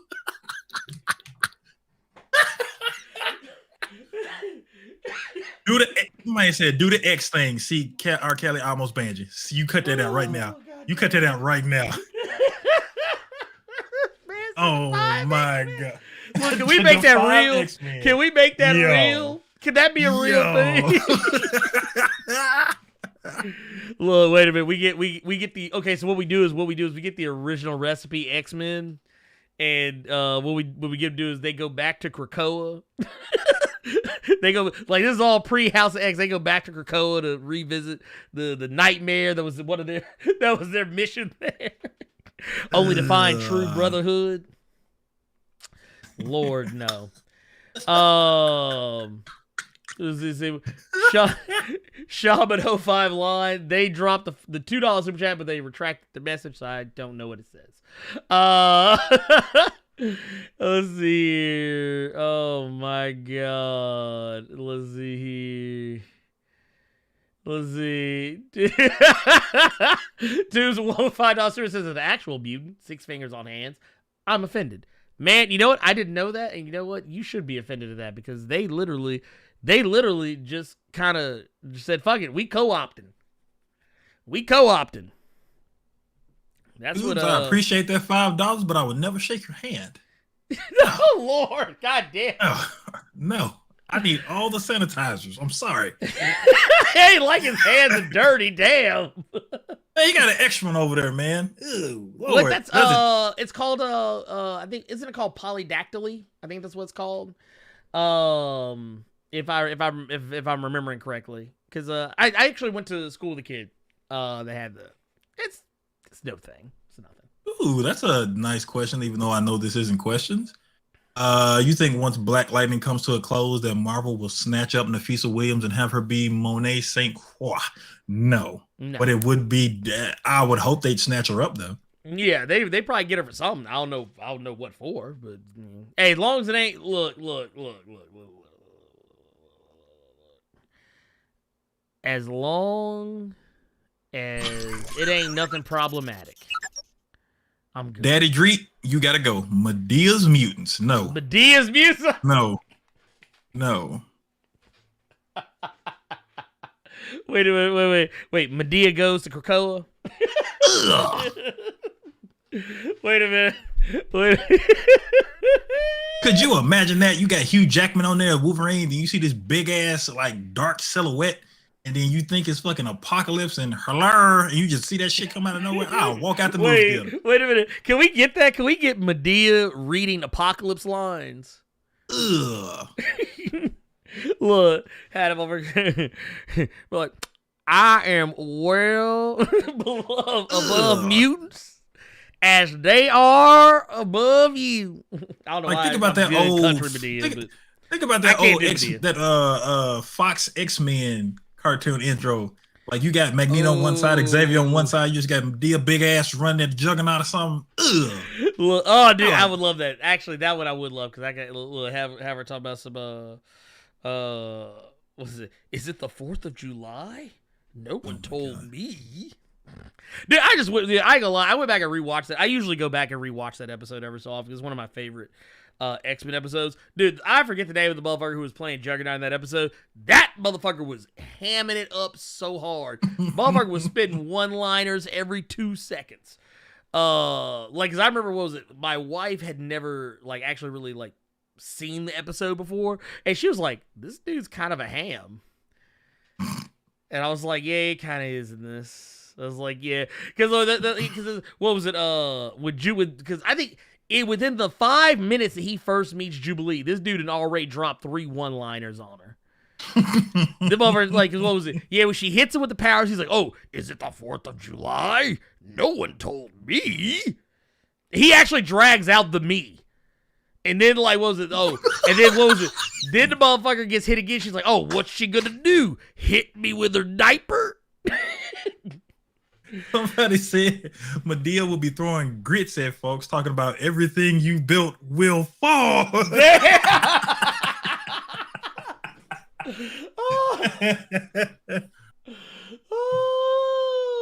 Look, and from the urshes of your world, we'll build a better one. Bro, could you imagine if her right hand was Magneto as Dr. Umar? Jesus Christ. Oh, Lord, Doctor. Diary of a Mad Black X-Men. That would be Sync's movie. Wait. What about Bishop? Oh man. Nah. See, you know what? See what you do is, you give Diary of a Mad Black X-Man to Frenzy, and then you make Bishop be the dude to come through and break her off so that she can, and then she go to church. That's how the movie gonna end, y'all.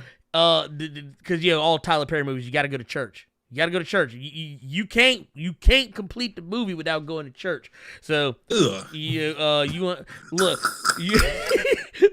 that motherfucker, they gonna bring in Courtney B. Vance. Oh God! To play because they always get him and some other motherfucker. They always get these motherfuckers to play these evil ass Negroes, but that be doing these women so wrong. That boy said Tyler Perry's Meet the Mutants. Jesus. Why are we speaking this into existence? Why? You know how, like, was Rick and Morty? Like, there's infinite universes, therefore, interdimensional TV, there could be, like, infinite possibilities. Do y'all know, y'all have spoken into existence an alternate reality where this shit is actually happening? Lord, y'all don't know. See, y'all, look. What have y'all done? What have you done? God, Jesus. I'm done with y'all. Shaman 05 Lines says the title, what Storm got to do with... Come on now. Look, wait. Can we get Lawrence Fishburne to come in and play just who can we get Lawrence Fishburne to play so he can make that ugly ass face that he did as Ike Turner? Where he turned a little bit like, oh shit. Dude, I just want to know. I'm just trying to find out. Let's see here. We got Elijah Bill, Medea's House of X. Lord, see, this is why y'all. I never should have gave y'all money. Lord Jesus, y'all are speaking this shit. Dude, I'm gonna tell you, y'all gonna be mad the motherfucker. When next week, Kevin Feige gonna come out and say, we are pleased to announce that we're gonna be working with Tyler Perry Studios to create the next crop of X-Men movies. Y'all gonna be mad as hell when that shit happen. I'm telling y'all right now. Y'all have no idea how angry y'all gonna be. And then watch the first movie. First movie gonna be the first movie is gonna have Medea in it. It's gonna happen. Now that we've said that, we put that out there. Jay Wright with the Final Super Chat says, "What do you think, Lord? What do I think Medea's powers would be? And I would pay to see see a May Juggernaut team up, a Medea Juggernaut team up. Oh Lord, see, Carter, handle that. Handle Medea's Medea's powers would be being a large black woman in America, because we do it all, and that takes some kind of mutant ability. And then all the sisters in the whole movie theater would get up clapping and then knock their men popcorn out their hand on the ground. Dude, you want to hear something funny? Check this out.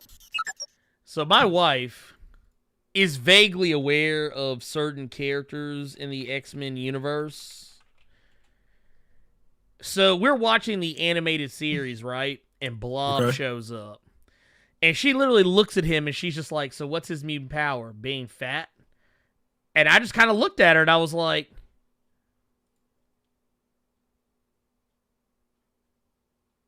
actually, yeah.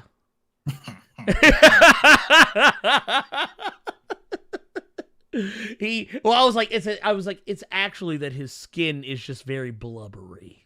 But but yes, he's fat.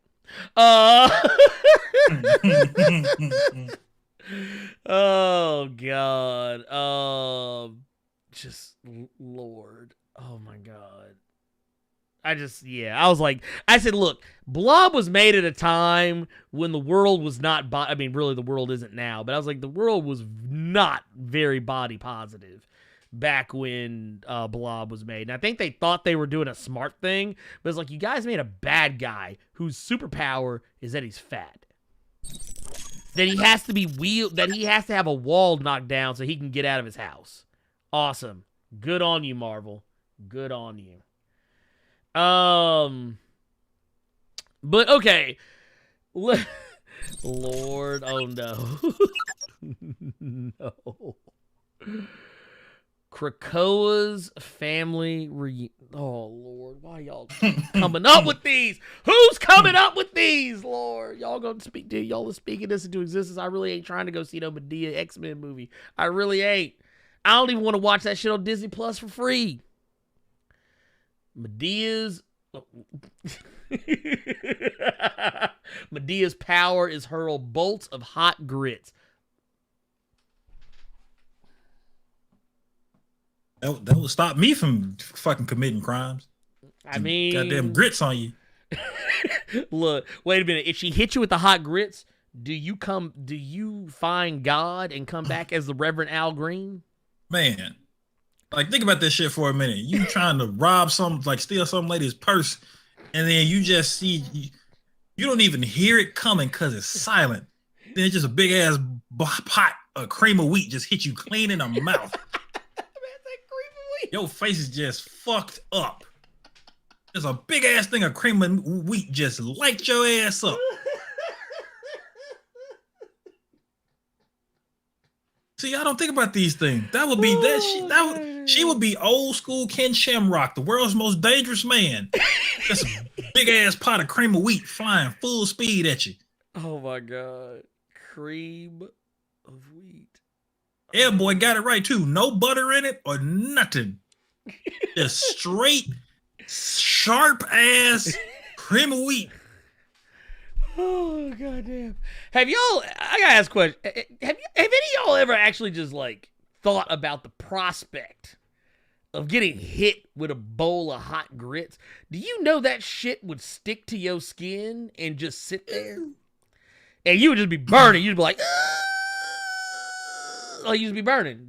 You'd have to rub the grits. Like you couldn't rub it off. You couldn't even rub the grits off because grits would just stay stuck to your skin. You'd have to pull the grits off. You had to literally pull the grit. Like boop. You have to do that. Because you try to rub it down, you're just going to burn the rest of your arm off.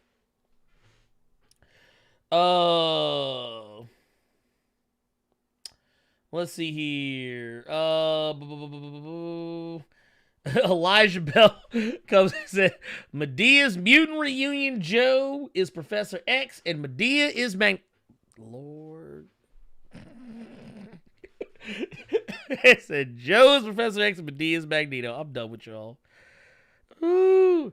And you know what? We're not going to put any more disgusting Tyler Perry X movies into fruition. I want to talk about Ryan Reynolds, America's sweetheart. Yeah, let's talk about Ryan Reynolds. Because, okay, so speaking of all this mutant shit, Ryan Reynolds apparently is not pleased with Disney right now.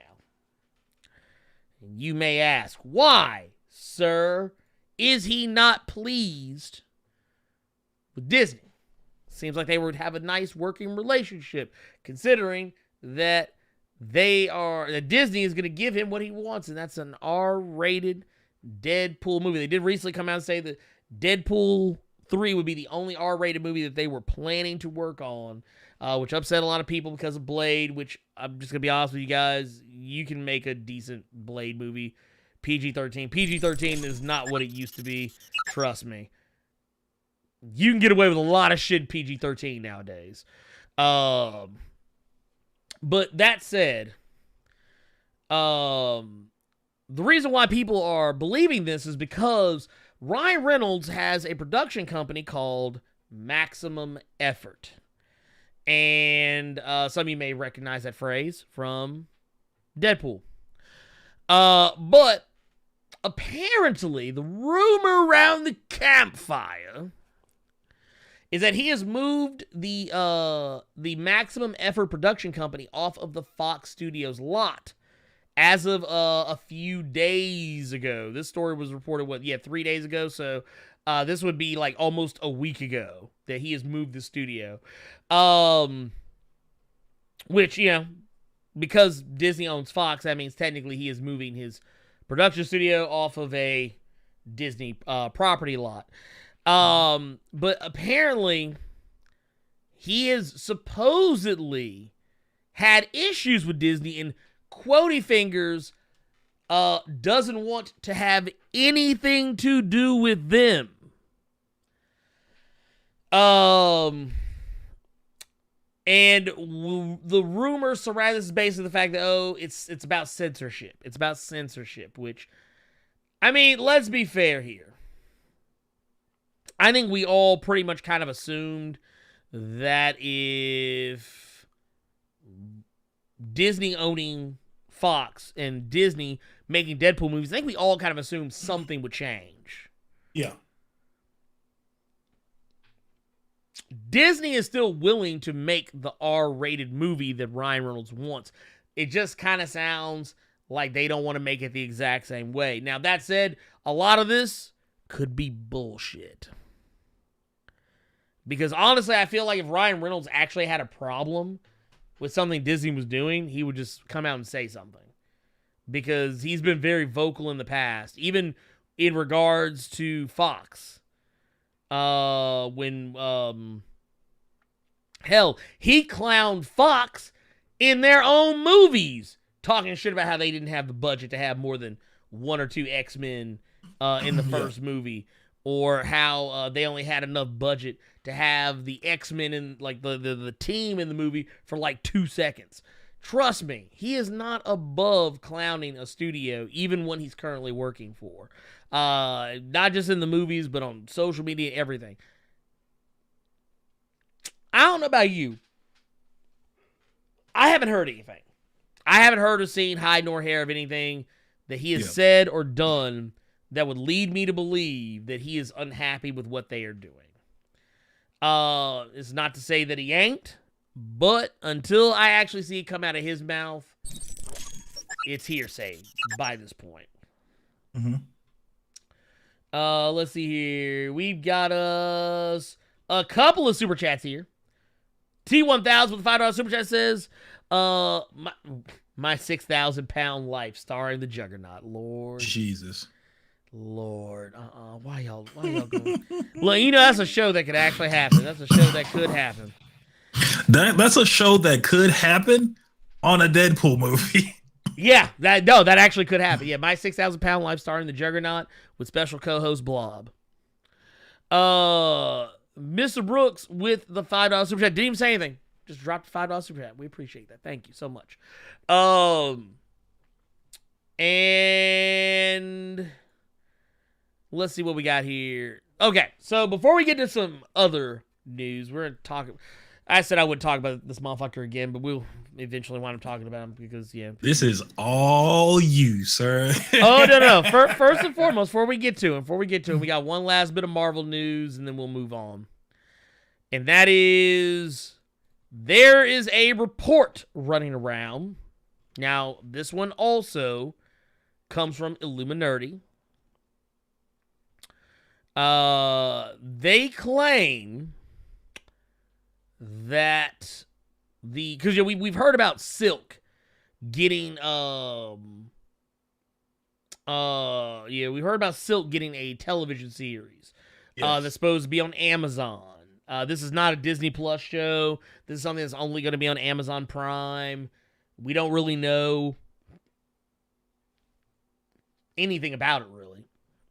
We don't really have any ideas of what exactly is going to be going on with it. But what we do know is that we know that they have brought in the showrunner Sang-Kyu Kim, who, for those who aren't familiar, he has produced and done work for Altered Carbon, for The Walking Dead, for 24, Live Another Day. And he is also working as executive producer on Jupiter's Legacy, which is, if I'm not mistaken, that's part of the Millar World. Yes, you are correct. Stuff that's on Netflix. So yeah, there you go. Well, we know that they are looking to. Basically what they're looking to do is they're looking to bring in a actress who is mostly known for her work on was it The Chilling Adventures of Sabrina, which I think is in its final season or just ended. I don't know which, because I stopped watching the show after the first season. But yeah, for those who don't know, Adeline Rudolph is who they're looking at for this. I'll be honest with you. I stopped watching the show the first season largely because they Riverdaled it. And I know that the Sabrina, the Teenage Witch comics, I know that those comics are darker and a little more edgier the way the show is. But they actually legitimately Riverdaled it. Like, it's even edge. Like, it's not even that it's edgy. I don't care about the dark material. It's the fact that they Riverdaled it. It made it so angsty. Like, that's what I mean when I say they Riverdaled it. They made it dark and angsty. And it's like, okay, I get it. The Sabrina comics are actually kind of dark. I was in for that. I was totally down for that. But y'all Riverdaled it, and I had to check out. I'm sorry. I can't. That's actually sad to hear, because I was waiting until it completed to finish the rest of the season because I was really enjoying it. But I do know that they did have a crossover with Riverdale at some point, but that's sad to hear. Mm. Yeah, because I know that, someone said it ended on a real bad note. Oh, Lord. Well, guess I know what I won't be watching. I mean, I don't know. What do you think about this? What do you think about this? What do you think about the prospect of a Silk spinoff show from Spider-Man? Like, how do you feel about that? Like, I mean, would you watch that? Are you hyped for that? No, not in the slightest. I I wasn't really into the whole Silk character just because I felt like this was at a point to where we had too many wall crawlers running around. Mm-hmm. We had Peter, we had Miles, we had Kane, we had my boy, we had Superior, we had Spider-Woman, we had some from the Ultimate Universe. For whatever reason, they were in main Marvel continuity. Who gives a shit? That was at a point when Silk came out. That was at a point where it was we got too many chefs in the kitchen, way too many. Right. And then the whole thing about Peter and Silk having this weird thing to where they were in heat when they were around each other. So Silk was finna get her back blown out if she was around Peter too long and shit. Y'all tend to I bet a lot of y'all forgot about that shit too. Yeah, matter of fact, Black Needle just hit a nail on the head, and I completely forgot about that. At that point we had Ben Reilly running around again. I completely forgot about that. That is true. Ben Reilly was back. Yep. So at that point, I was just sick of it. We needed to dwindle it down a bit. The only problem with that was Marvel got rid of the wrong ones. I mean, here's the thing. I'm okay. Here's my stance on Silk. Am I the biggest Silk fan? No. I think she's a good character. I think she's an okay character. I'm fine with her. If she gets a TV show, that is great. Will I watch it? Probably. Largely just because, I'm a comic book guy. So, yeah, of course. I'll probably give it a watch. I do agree. I think it is great for Korean representation. Because we actually don't have really any Korean-led superhero anything. So I think it's high time that we get on that. Beyond that, I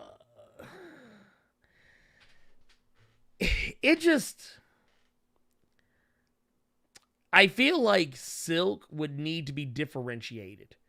You know what I mean? Like, they would need to find some kind of way to take the character, their origin, and whatever else, and find a way to tweak it to make it not exactly like everybody else's. Which I know that's a huge trope of the Spider-Man, the Spider-Verse, is that they all kind of get their powers about roughly the same way. I totally get that. But I would just like it for once if they just said, hey, let's kind of mix it up a little bit. Let's I don't know. Let's rethink this one. I have not seen the Gwen Stacy redesign, and I'm not gonna lie to you, I don't care. I don't care about Gwen Stacy the way a lot of other people do. To me, Gwen Stacy is still dead. I know everybody loves Spider-Gwen. I like Spider-Gwen too, but I just don't care enough about her to. If it's the Heroes Reborn relaunch or whatever the fuck it is. No, I have. I think I've seen it. I might have seen a glimpse of it, but it wasn't like it didn't like blow my mind or anything. I wasn't like, oh my god, I'm gonna totally read this book now. I'm not a. Yeah. I'll put it like this. Gwen Stacy is one of the few characters in comic books who's ever died and stayed dead. And you used to be real proud to be able to say that. Now it's like, wow. I don't know. I don't know if like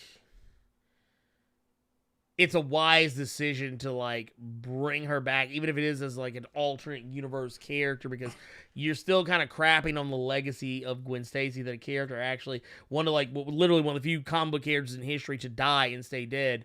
And you're kind of dancing around that by allowing other characters from other universes to be that character. I don't know. Yeah, there you go. That's how I feel about it. Let's talk about Race Moyet's dumbass. Look, I'm not rehashing any of the bullshit between him and Walter Hamada, whatever, or any other bullshit. Y'all know, I think it's been well documented how I feel about Ray Fisher by this point.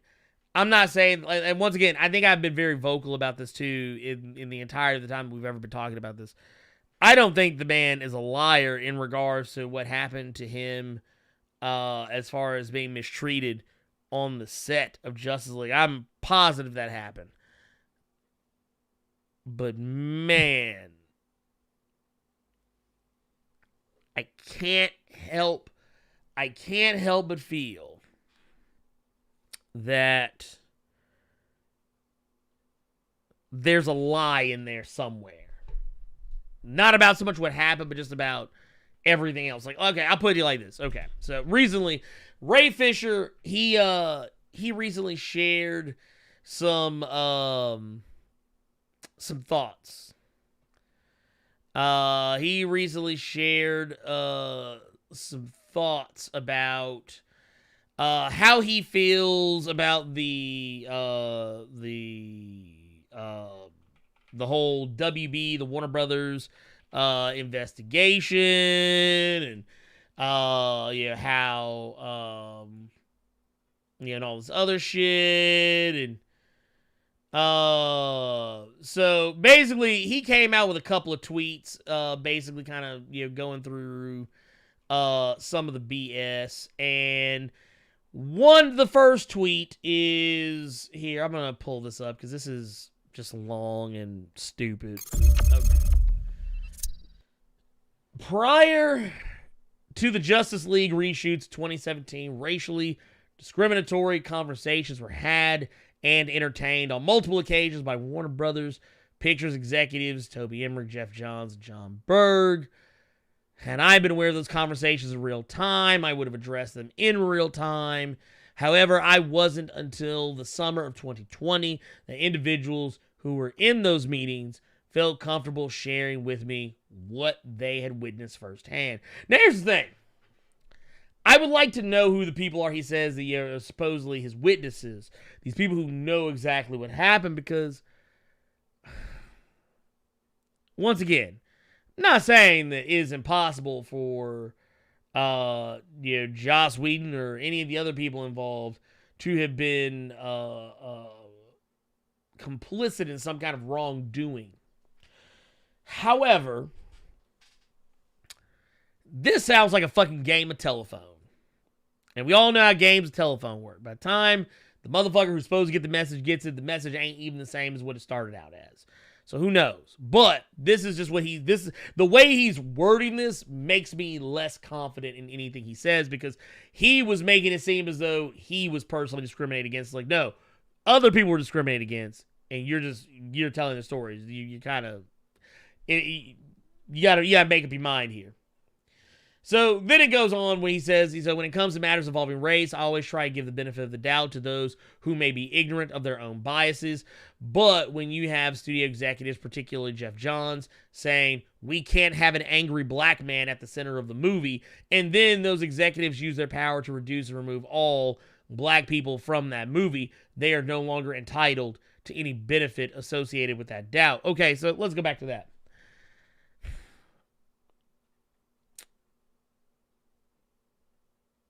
I think I know what was said. Or I'm not going to say I think I know what was said, but I'm going to kind of read between lines. I think I have an idea what was...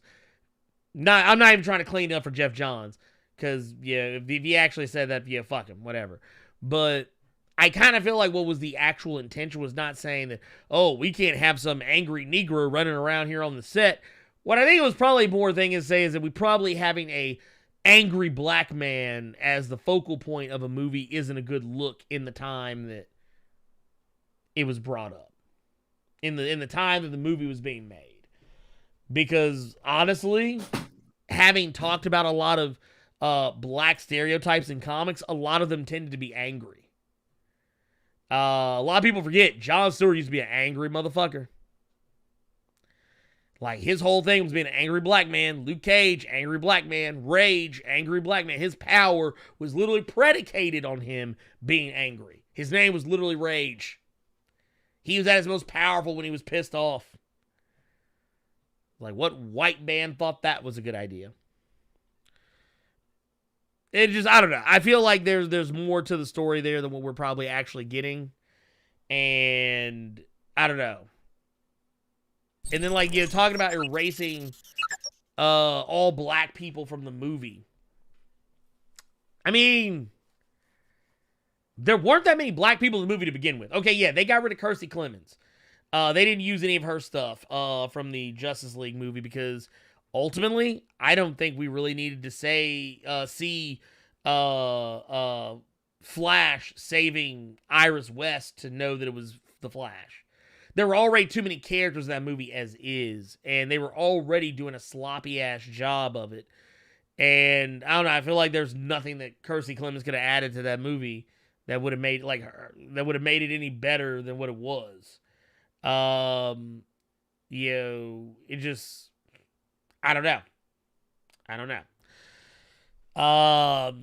But carrying on, he says that Toby, Jeff, and John were not ignorant of their biases. They understood full well the racist rhetoric they chose to entertain in those meetings was offensive, discriminatory, and unacceptable. Furthermore, they dared not speak those things to me, nor any other black person associated with the film. Instead, they chose the cowardly route of gaslighting, complete with extremely problematic requests, such as asking me to play Cyborg like Quasimodo.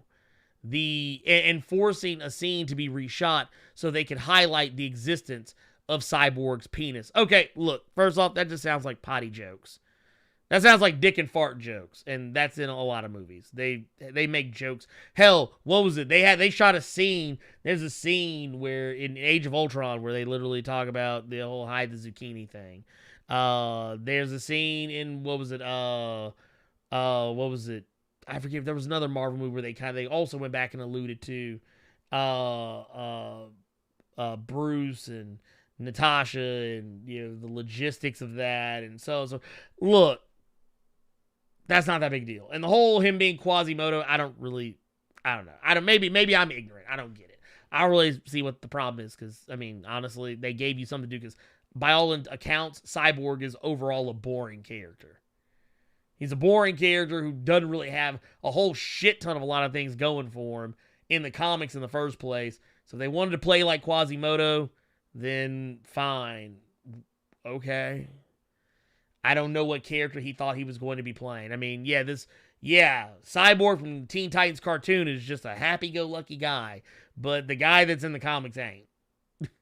At least not the newer ones. But anyway, unfortunately, those were just some of the issues. We now know that the leadership of Warner Brothers Pictures lied to the cast and crew of Justice League and to the world about Zack Snyder picking Joss Whedon to finish the film. Duh, we knew that already. The truth will continue to reveal itself, and as it does, there will likely be attempts to shift blame completely onto Kevin Tsujihara and Joss Whedon, but make no mistake, Jeff Johns worked intimately with Joss to overhaul the entire Justice League script, and while Joss was not credited as a co-writer of the film, he was certainly an enforcer of the race-based discrimination that occurred during his conversations with Toby and John. Now, I want to double back to something. He said something about a angry black man can't be at the center of the movie. If he was talking about like a character or as an actor, that's two completely different things. As a character, no. I don't want to see an angry black man at the center of a superhero movie, so he is not incredibly wrong about that. If he's talking about as an actor, that's a whole other story. However, if they were specifically talking about Ray Fisher, I wouldn't want that motherfucker at the center of a school crosswalk. Just putting that out there. Let alone a superhero movie.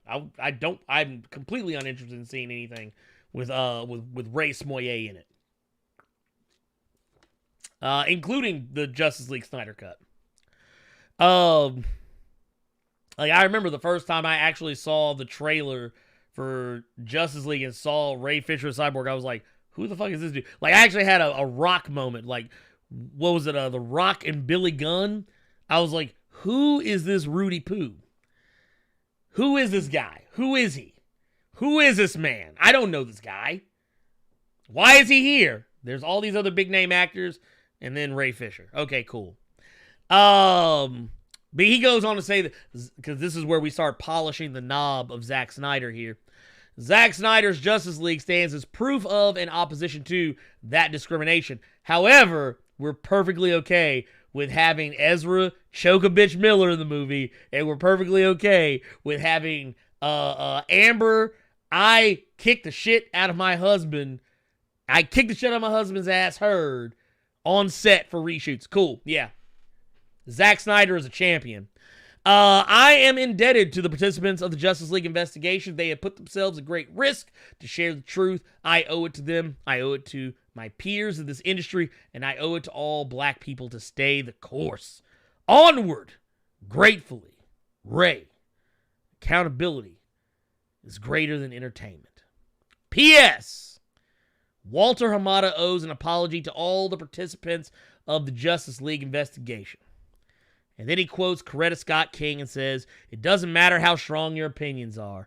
If you don't use your power for positive change, you're indeed part of the problem."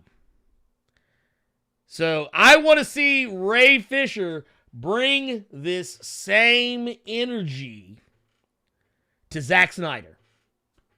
That's what I want to see, goddammit.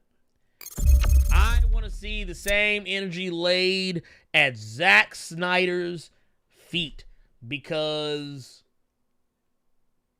you're talking about how, well, these people did this, people did that. Well, okay, well, what about the people that you're working with?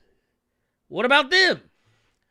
Are you gonna put on the cape and campaign for Ezra Miller to be put off of the Justice League, having removed from the Snyder Cut or from the Flash movie? Because I mean, there's video evidence of that motherfucker choking a woman out in broad daylight. And Amber Heard, well, I mean, granted, she has been fired, supposedly fired, but fired, officially fired from Aquaman 2, but they brought that heifer in to do reshoots on the Snyder Cut. And here she was revealed to be the toxic part of her marriage to Johnny Depp. So I'm just saying, where's that same accountability? Where is that same accountability? I want to see it. I want to see the same accountability. Otherwise, he can shut the fuck up. Until Ray Smollett comes with that same energy, I don't want to hear shit he's got to say. I just don't.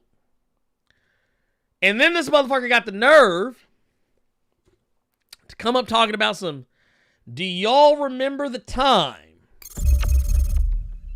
Walter Hamada and WB Pictures tried to destroy a black man's credibility and publicly delegitimize a very serious investigation with lies in the press?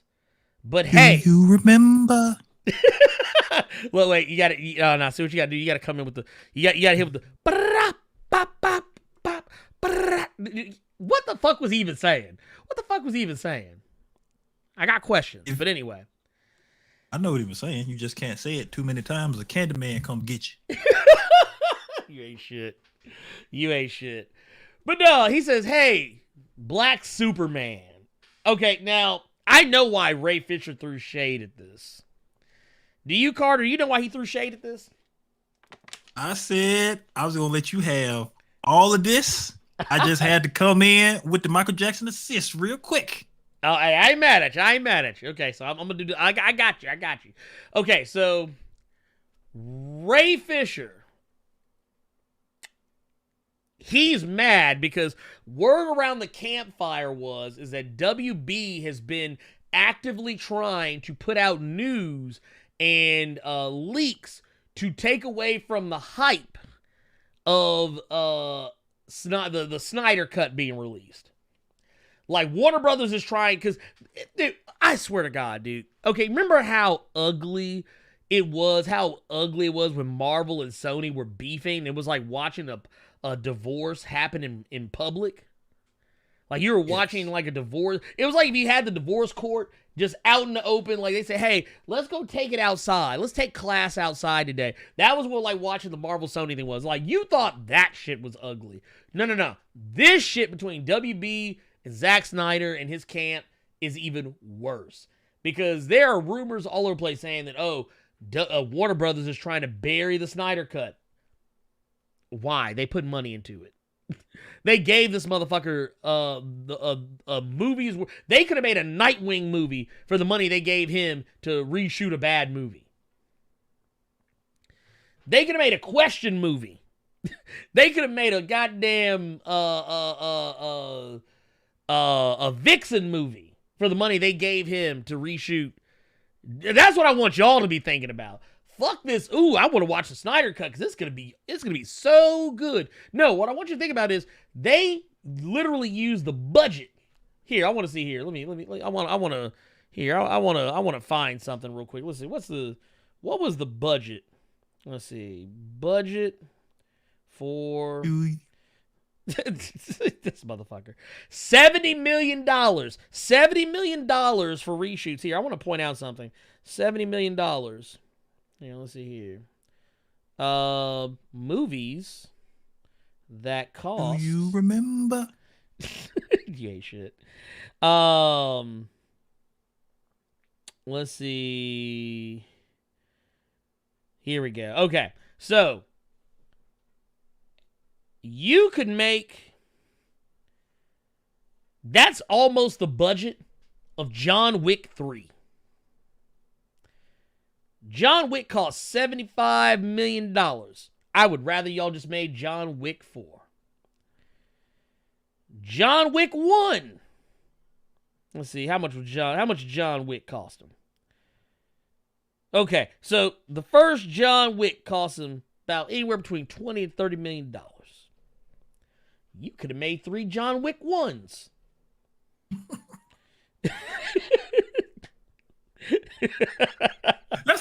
That's that cheap motherfucker math, is what it is. Right? Right? Well, wait a minute. Wait. John Wick 2 cost $40 million. You could have made 1.5 John Wick 2s. I'm just throwing it out there. I'm just saying.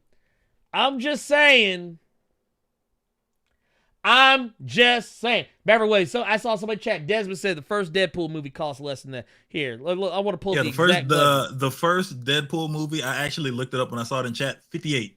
Yeah, $58 million. $58 million. And here, I got you even better. You want to know?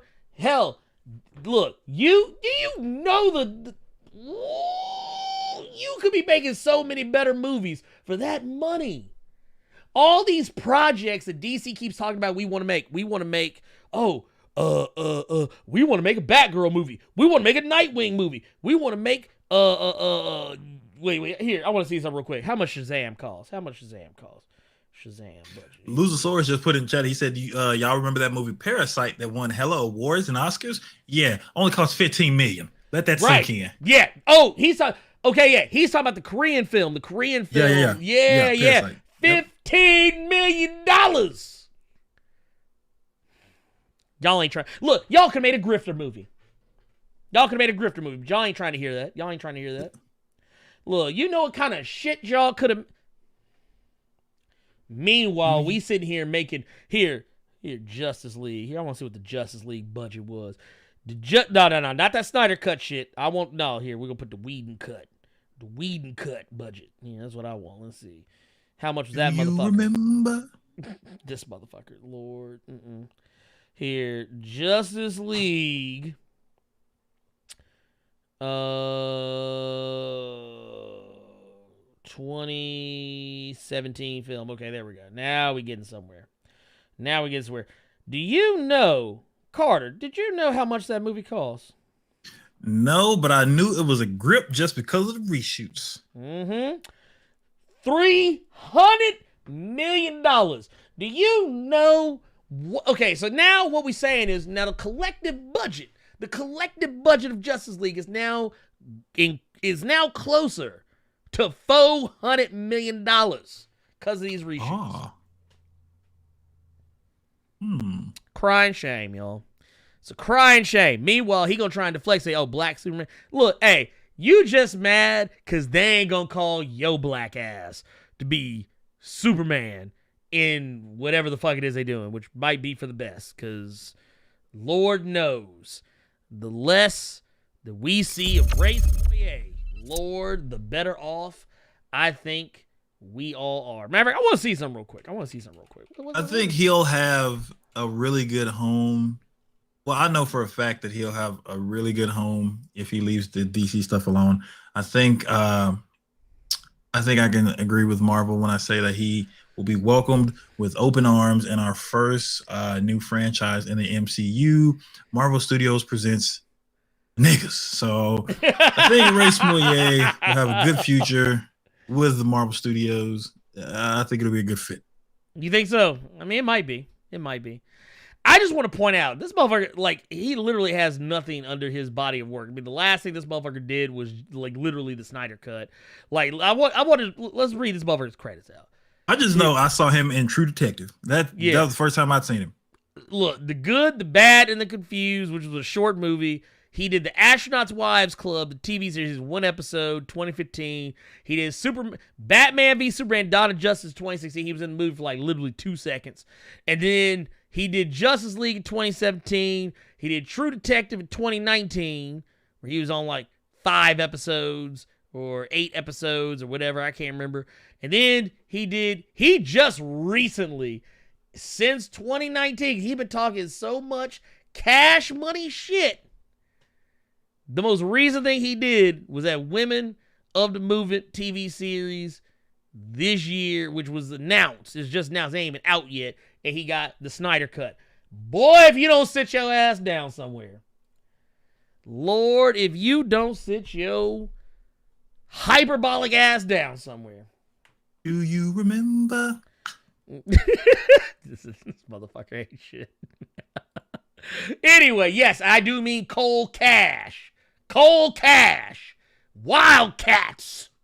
Dude, you could have made me a Wildcats movie. Lord, I'm done with WB. I'm done with Warner Brothers. They giving this motherfucker $70 million, make this garbage ass Snyder Cut that ain't nobody gonna. Whoa! So you might actually get really upset with me when I say this, but What's I up? don't really care about the Wildcats. I'm more upset at the fact that we could have got a Street Sharks movie with that money, because they are jawsome. This motherfucker. You know what? I'm gonna let you have that one. You know what? Let's talk. You know what? Yeah, we were doing a lot of talking about John Wick. Carter, do you know what we're getting from the minds of John Wick? If this is true, okay, and they do the right adaptation, mm-hmm. I'm excited. Okay. Well, I tell you what we got here. Ladies and gentlemen, you know, we don't talk about it very often on the channel. However, John Wick scribe, Derek Kolstad, man who is the writer behind the John Wick film series, is going to be developing a live-action feature film adaptation of the Japanese action horror manga series Hellsing. For those who are familiar with the story of Hellsing, is a manga and anime series about this secret organization and the vampire slaying vampire that they have in their employ by the name of Alucard. And your mileage with Hellsing is going to vary because there's people in No, the fuck it won't. If you saw Ultimate. Well, no. That's what I'm saying. But there are people. It's kind of like Full Metal Alchemist Brotherhood. There's people who like the old one better because they saw it first, and then there's people who like the new one better because they recognize that it's actually better. And then there's some people like, I only read manga. I don't watch anime. I only read things from right to left. That person's a psychopath just by default. Yes, they are. But no, basically what's going on here is that Kolstad said in this statement, ever since my brother introduced me to the Hellsing manga and anime some years ago, I've been obsessed with adapting it. And when Mike Callahan and his team managed to secure the rights to then partner us up with Brian Kavanaugh Jones and Amazon, I mean, damn, dude, this is a dream. He also goes on to say that I've always loved the vampire genre, especially when a creator is able to put their own unique spin on it. So when Derek introduced me to Alucard and Hellsing organization, I knew we had something special in that tradition. Kota Hirano's gonzo reimagining of the Dracula Van Helsing mythology is an exhilarating, quirky mashup of action and horror that's unlike anything we've seen before. We are incredibly excited to partner with Brian and Fred at Automatic, and that Amazon is on board to help us bring the wit and madness of Hellsing to life on screen.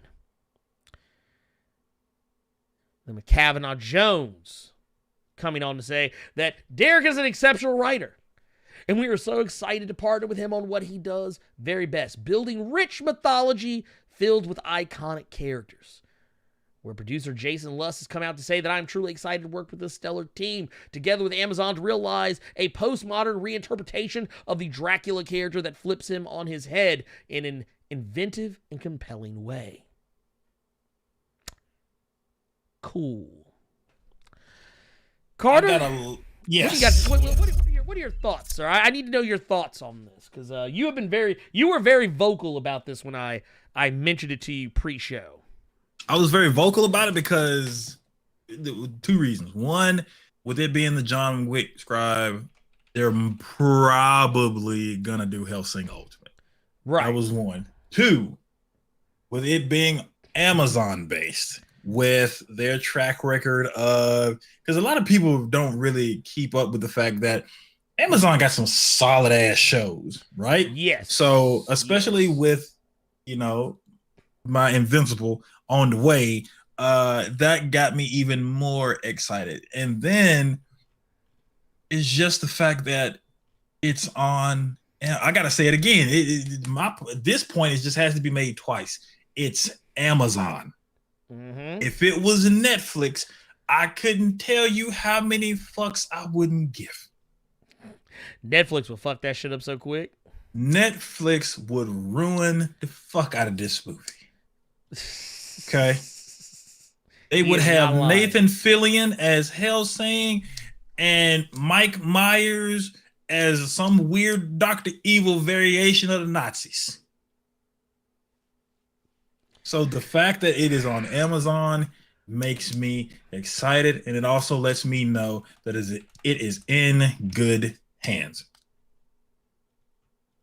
And I think if you look at the action scenes from the John Wick movies, they show a lot without showing a lot. Right.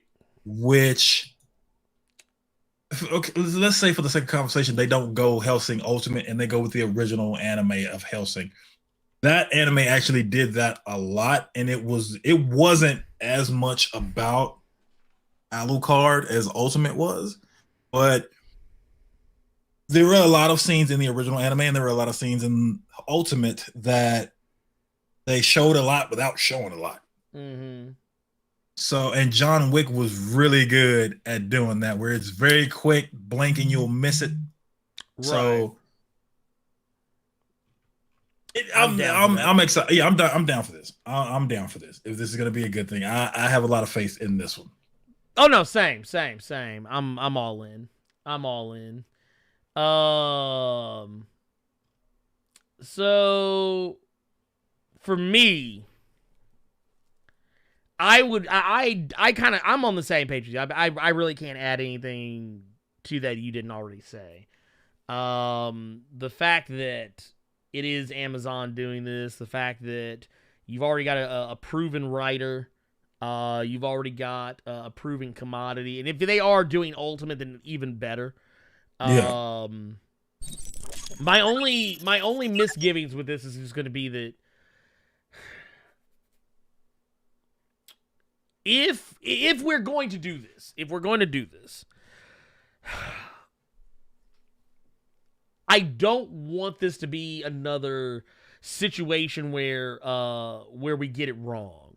Like, I think I've been very vocal as of late about the movie Alita Battle Angel, about how I felt that was one of the few times we've ever done an adaptation of an anime property and it been done correctly, that it had been done well and done right. This is one of those scenarios where I kind of feel like I want to feel the same way about this that I do about Alita Battle Angel. I don't want to feel the way about this that I feel about, Dragon Ball Evolution, or I'd even go as far as say even some Japanese-made anime adaptations that are fucking awful, like the Attack on Titan movies, Tokyo Ghoul, and so on and so forth. Let this be case in point. There are movies I think that to me are gold standard in what an anime adaptation should strive for. Alita Battle Angel, Rurouni Kenshin. There you go. Those are the movies you strive for. Blade of the Immortal, which I think is a great movie. I know a lot of JoJo's Bizarre Adventure fans hate the live action adaptation. I think it's just fine. I think it's a perfectly fine movie, in my opinion. But I'm also admittedly not the hugest JoJo's Bizarre Adventure fan, so maybe that has something to do with it. That, like, all of that aside, oh god, now I just thought about what was it? And also, Carter, have you seen the Full Metal Alchemist live action movie? No, thank you, sir. Oh, okay, cool. Good talk. That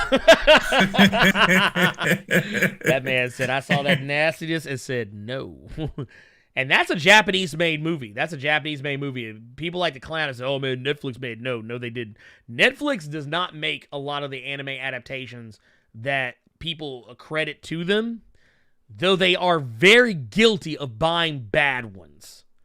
Because, like, the Death Note movie was actually already in production. It was something that was already being made. Netflix, per se, didn't actually make that movie. They literally just bought the rights to play that movie and own it when it was finished. And they put money towards finishing the film and getting it made. But that was about it. The movie was already written and already had people in place by the time Netflix came on board. Full Metal Alchemist was already made. It was a movie that was already being advertised in Japan 2-3 years before Netflix ever got their hands on it. Bleach is also in the same boat in that regard. Netflix just buys stuff. That's just what they do. They just make very poor decisions about what they buy. Castlevania is a rare hit. Castlevania is a rare hit. As usually misses. But speaking of misses, guess what everybody missed? You like that segue?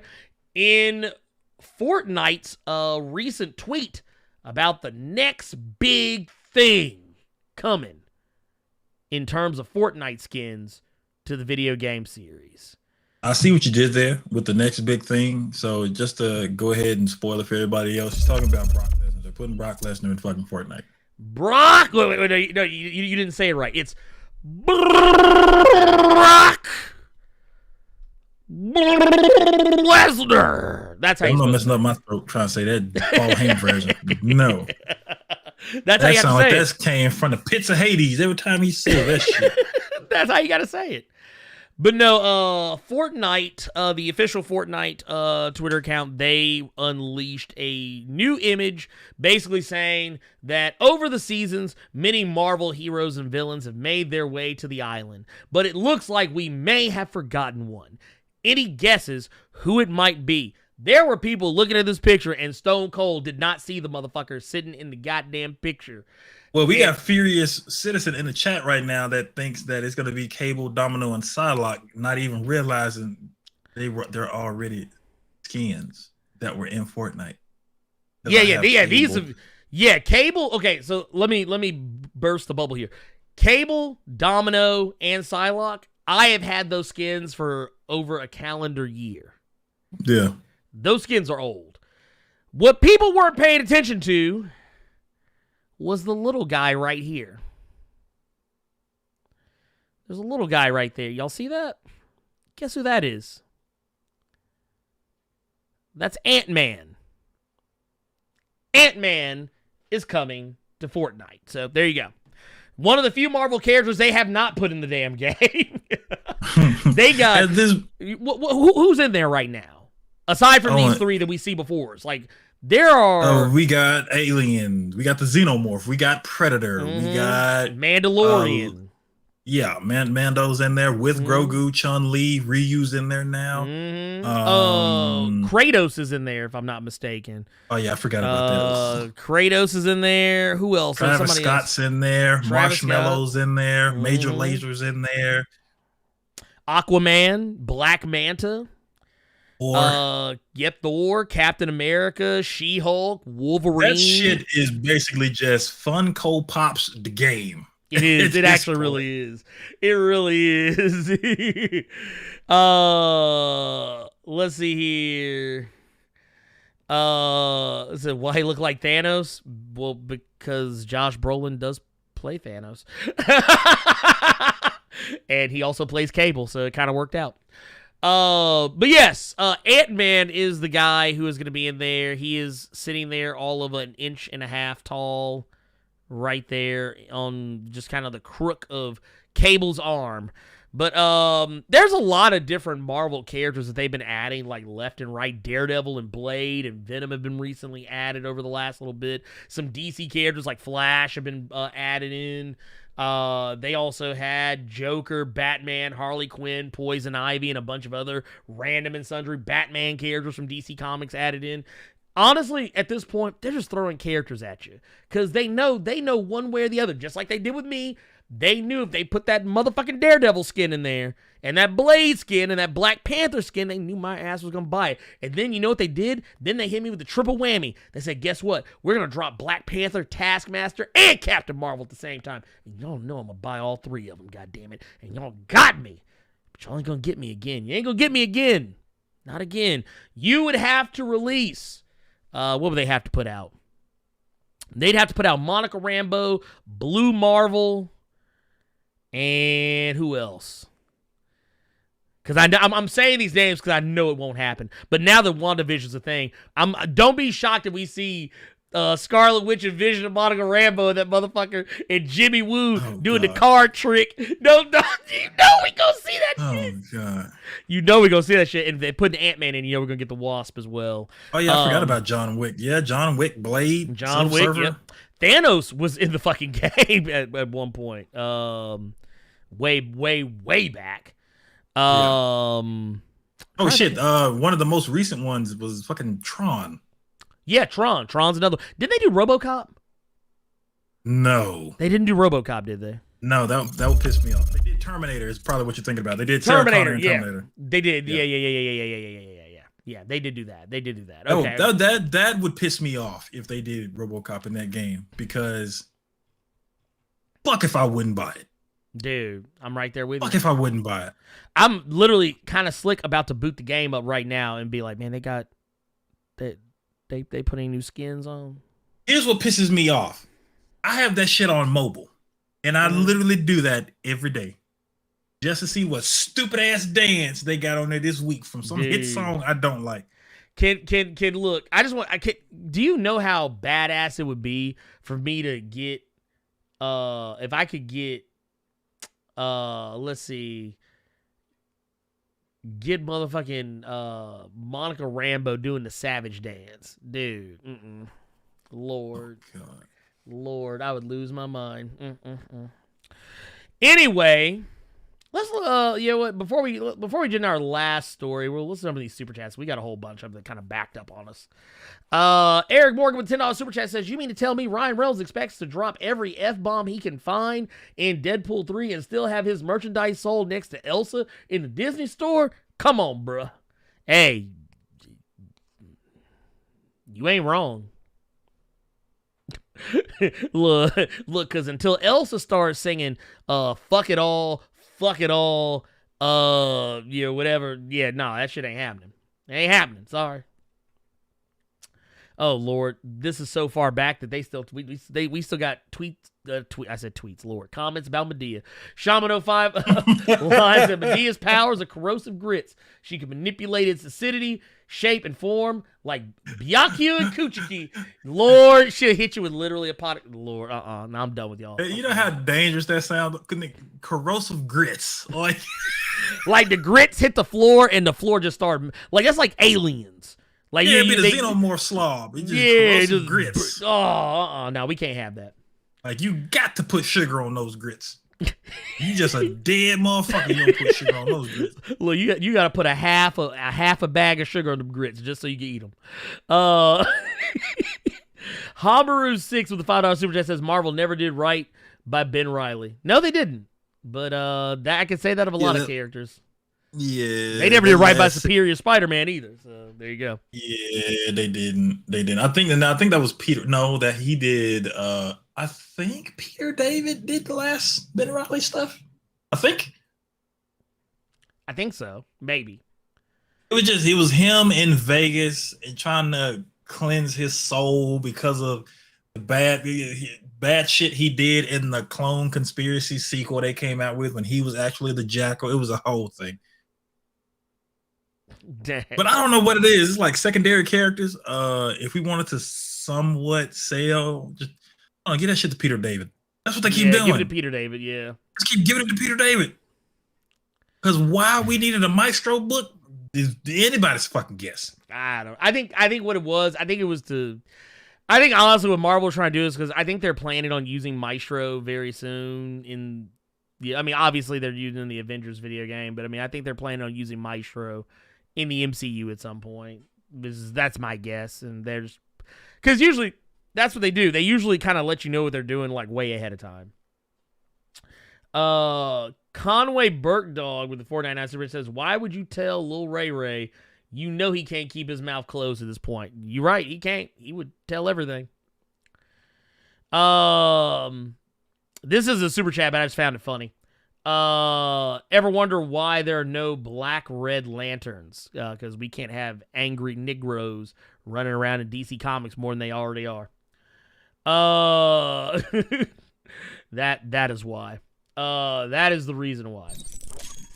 J Rye with the $2 super says Hellsing movie better be rated R. It probably will be. It probably will be. I'm sorry, I just had a terrible thought. Like, could you imagine like some poor just Caucasian, he sees like a black red lantern. Oh wow, look. So does that mean all black people are red lantern? And then he just immediately gets drug out in the street or something. Like somebody just punches him in the back of the head or some shit. Look, he couldn't even get the statement out. The smartest move DC ever made was making Guy Gardner a red lantern and not Jon Stewart. Because that would not have gone over well. That book was good when Guy Gardner was Red Lantern. Yeah, they put some respect on his name. I like Guy Gardner. But as far as the Hellsing movie better be R-rated, I think it will be. I'd be shocked. I'd be more shocked if it weren't. It's Amazon. They can do whatever they want. Look at what they're doing with Invincible. Jeez. Even though that's an animated series, still, it's very adult.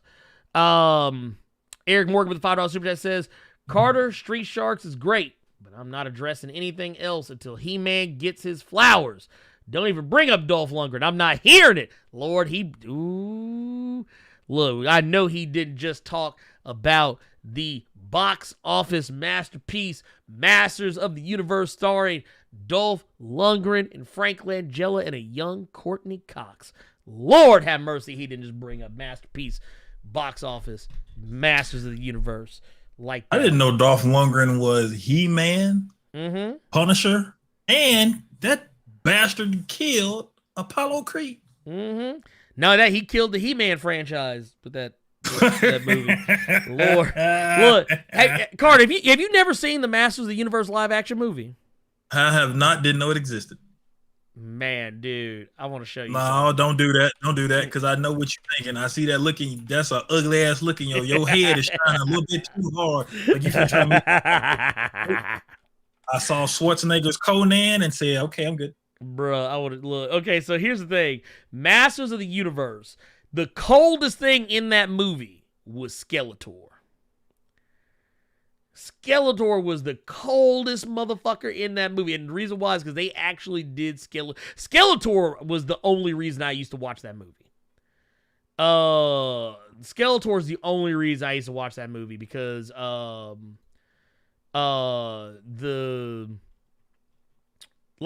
effect they used to make him I thought was really cool. Like this it's all practical effect. But here, let me show you this shit. Check this out. Check it out. Here, let me clear this out. So, check this bullshit out. These motherfuckers look so confused. They're like, what the fuck movie are we in? But basically what they did is they made a Masters of the Universe movie and tried to make that motherfucker like Star Wars. Okay, do you remember there being any shock troopers in He-Man with laser guns that look like stormtroopers? Dude, they had that shit in this movie. One day we look. They had it here. Anyway, point of the matter is, where they got me in this movie though was Frank Langella. Frank Langella was acting his ass off as Skeletor. That man was out here talking cash money shit. I was like, damn, dude, they actually got Skeletor right. Because in this one, he's not a sniveling like he's not,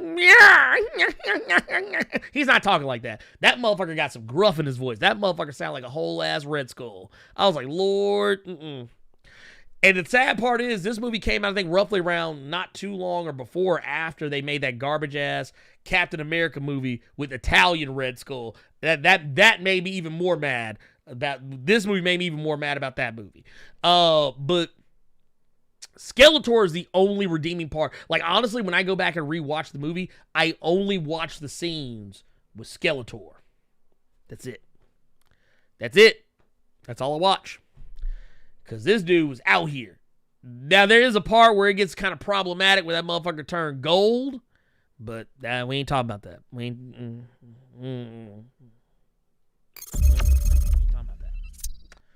talking about that. Let's see here.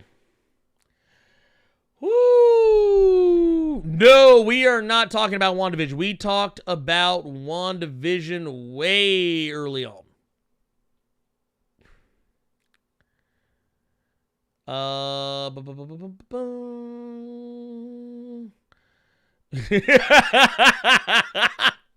Dude. Let me look. Y'all don't believe me. Let me pull this shit up here. Hold on. Also, I want to point out Masters of the Universe was one of the first movies, I think, that gave us a post-credit stinger, because that movie swore up and down it was getting a sequel. That movie swore up and down it was getting a sequel. That motherfucker showed up at the end of the movie talking about some, I will be back. And I was like, no. No, you won't. It ain't gonna happen, brother. But no, I was all for it. Cause dude, I remember when they were what was it, dude? There was something he said. Oh God. When one of his henchmen came back and that motherfucker didn't kill He-Man, I was like, this is my Skeletor. Because this motherfucker, he looked at old boy and said, what was it? There's like, because the dudes tried to lie about the fact that they didn't get the thing that Skeletor asked for. And that man said, oh, you said He-Man free? I was like, what? That motherfucker shot a ball of, I don't know what kind of energy it was. It killed dude on the spot. I was like, that's my Skeletor right there. That's my Skeletor. Let's go. Yeah, though he did get a little problematic when he started telling motherfuckers to kneel before his master. I felt some type of way about that line in the movie because he pointing at you. He pointing at the camera when he say that shit. And I was kind of like, too much. But let's see here. What is this? Scrolling through. Here we go. We got one from Monumental Comics, $5 super chat says, "Can we get the damn Thundercats?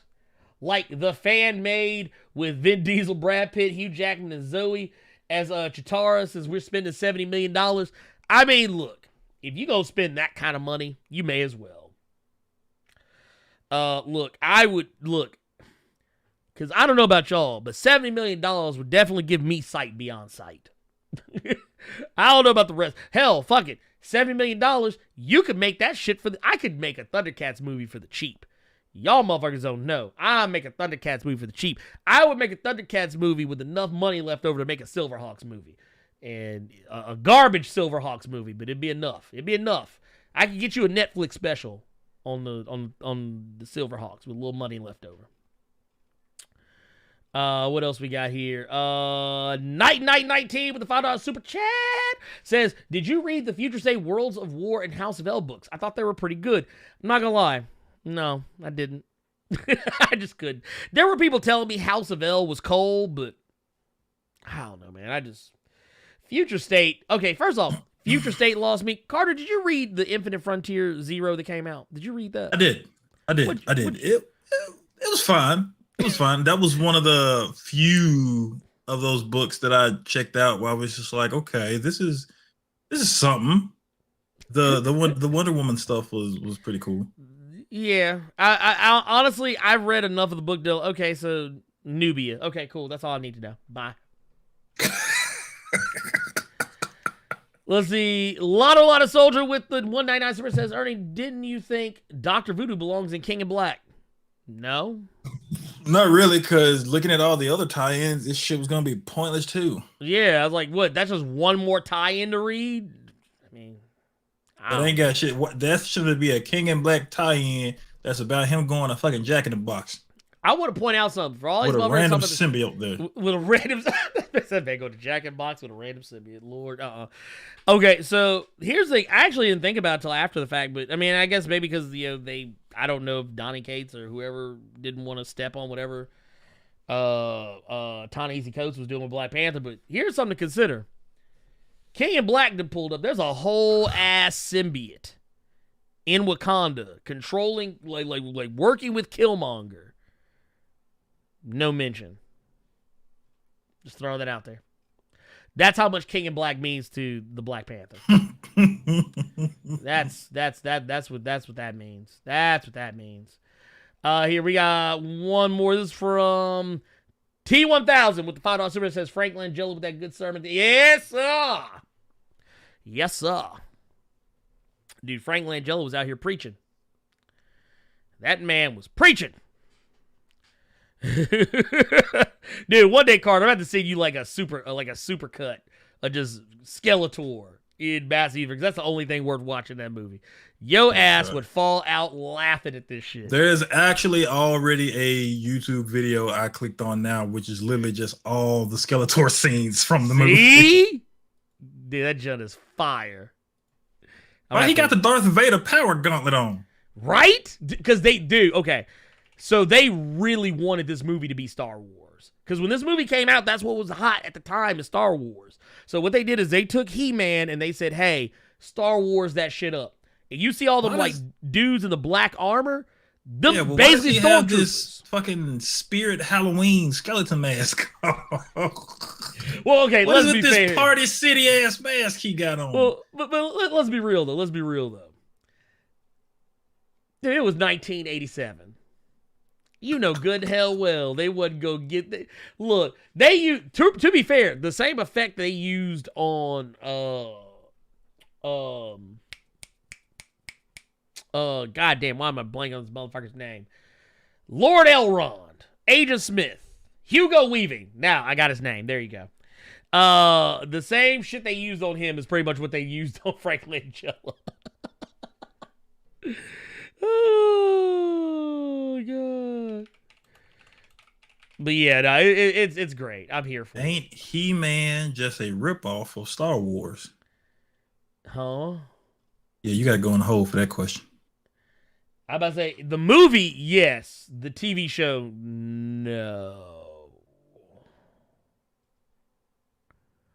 But yeah, anyway, we got one last story. And then we'll get into questions and recommendations and all that other good shit. So, Carter, I saw a story on Bleeding Cool. Okay. It was near and dear to your boy's heart. Okay. You don't know how much this means to me, Carter. That after You don't know how much this means to me, that I always wondered if this shit was actually a comic. Because I just knew it was a video game. Right? Look, after 20 years,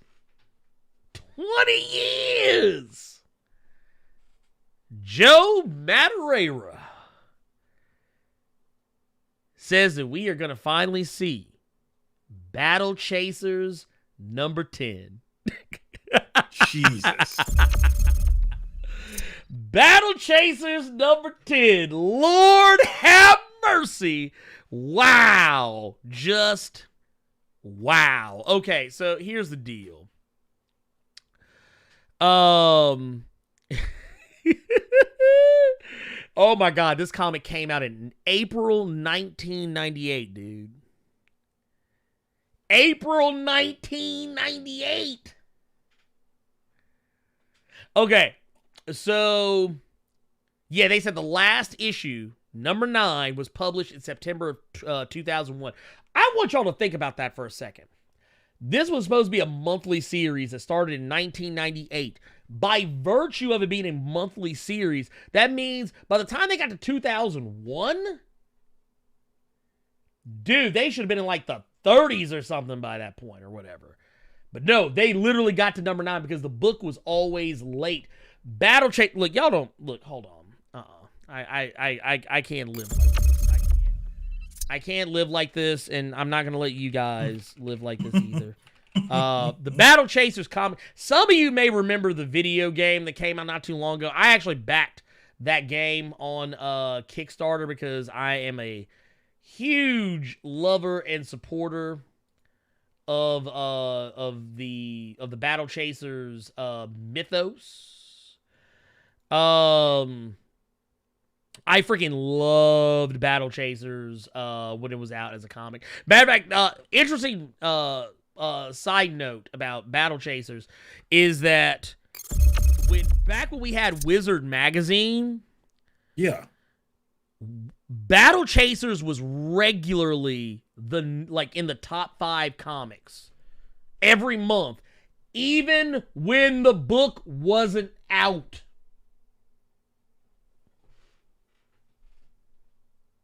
But I fucking reading love this now. Like it took 16 months. You know what? I can't even say that just because I think you and I had this conversation before. But like, I'm looking at it, and it took 16 months just to get issue number 7. Mm-hmm. And I people remember were mad. being, yeah. I bet they were. Shit, I remember being pissed that Neil Gaiman, that prequel to Sandman Overture, took a year and some change between breaks and issues and shit. And that shit was like 4 or 5 issues. Mm-hmm. It took this motherfucker I wouldn't even be excited. I'd be pissed. Oh yeah, no, I was because and full. I used to have this comic with the foil cover, dude. Oh my God. I'm shocked that you were so excited for this just because after 20 years, it ain't gonna meet your expectations. Oh, You've it been never waiting could. 20 years. You done piped out several chicks, then pulled out and sprayed down several. You done had a baby. You done got married. Probably had something on the side don't nobody need to know about. And this shit done finally came out. That's crazy. Dude, you know how many jobs I've changed since Battle Chasers came out? Lord. But no, okay, so the funny thing about it is that like I backed the game on Kickstarter, and I'm gonna be honest with you. While I didn't dislike the game, I never finished it. Like it's still kind of just on my to finish list. It's a fun enough game. It's just that I don't know. It just wasn't. I would rather just read the comic. I bought the game on Kickstarter because I was wanting to support the continuation of Battle Chasers in any medium humanly possible. But I remember a lot of people got upset with the issue number, the issue you talked about, the 16 months for issue number 7. If I'm not mistaken, I think that issue wasn't even completely by Joe Madureira. The art at some point shifted to another artist, and I can't remember who it was, but people were upset. Halfway through the book, Joe Mad's art goes out the window and somebody else's comes in, and I was just like, this is not what I paid for. And I think they did the same with issues 8 and 9, if I'm not mistaken. Or it might be issues 8 and 9 I'm thinking about. But basically, to talk about it, he says that this was in June 2019. He said that unfortunately it's proven difficult to work on them alongside my responsibilities at the studio. Realistically, the only way to get books finished and into your hands anytime soon is to recruit some highly talented individuals to help out. I'll still be working on the story, of course, and drawing as many pages as I can manage. One of the reasons I haven't let anyone take over the series in the last 20 years is because I always felt that if I were to continue, it had to be me, or a team I had complete faith in, and I think I found that team. I'll be releasing more details on that soon.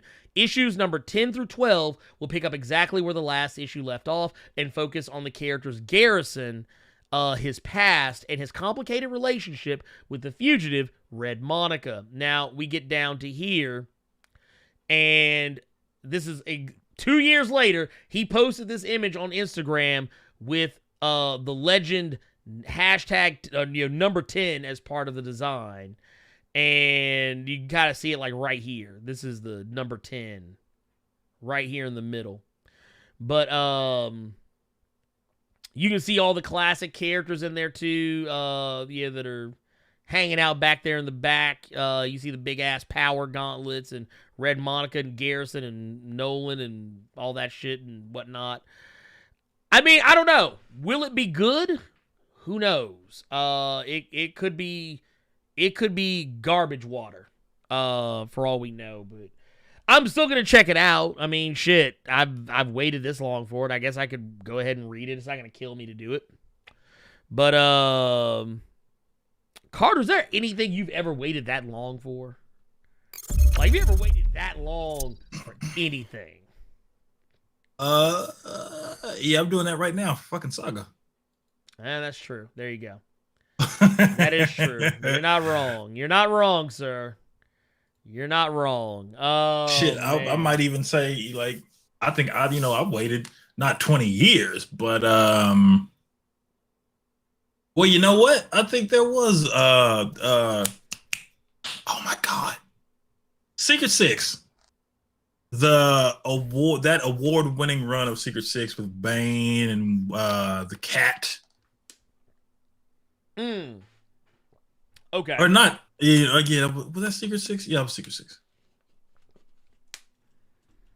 Because I could never find that book anywhere, and that was before I knew that there were several comic shops in Memphis. But by the time that came to be, I just couldn't find them anywhere. I think another thing that I waited long to read was Ennis's Punisher Max stuff, because around the time it was coming out, I was not allowed to read violent books like that, even though motherfucker had Spawn religiously. But 20 years, I would not be as optimistic as you are. I think this shows how much character and how much of a decent human being that you are so excited to get this book. Because I'd be a Red Lantern right now that we had to wait this long. True. I mean, I think if I'm not mistaken, I kind of feel like at one point, issue number 10 was promised to be a part of the Kickstarter, and I think they had to, like, rescind that, but I don't know. Yeah. Okay, here. Y'all want? Okay, I'm gonna put a timeline on this shit. So the Kickstarter for Battle Chasers, the video game, that was also supposed to continue the comic, and also we were supposed to get actual issues of the comic from that Kickstarter. That Kickstarter was going the day my daughter was born. My daughter will be 6 this year. Think about that. Keep Putting that pushing, out babe. Excuse me, do you have an issue of Battle Chasers? I'm right here with you. Do you know if you were getting any copies anytime? Yeah, honey. You can squeeze my hand. Oh, you want me to cut the umbilical cord? Hold on, let me swipe my credit card real quick. No. Oh my God. No, actually, we were watching Predator. Oddly enough, Predator was the movie box office masterpiece. Predator with Arnold Schwarzenegger and Jesse the Body Ventura and motherfucking Action Jackson himself, Carl Weathers, what was it, Bill Duke, Sonny Latham, Shane Black. Yeah, that Predator. That was what was literally the movie started right when she when my daughter literally started to appear out of my wife's vagina. Predator came on. Danger. Like we had it on, like the TV was on, and literally the movie started like right when my daughter came out. It was the shot where the ship flies by the planet, and you see the little pod shoot off and land on Earth. That was so literally my daughter was born to the theme of dude,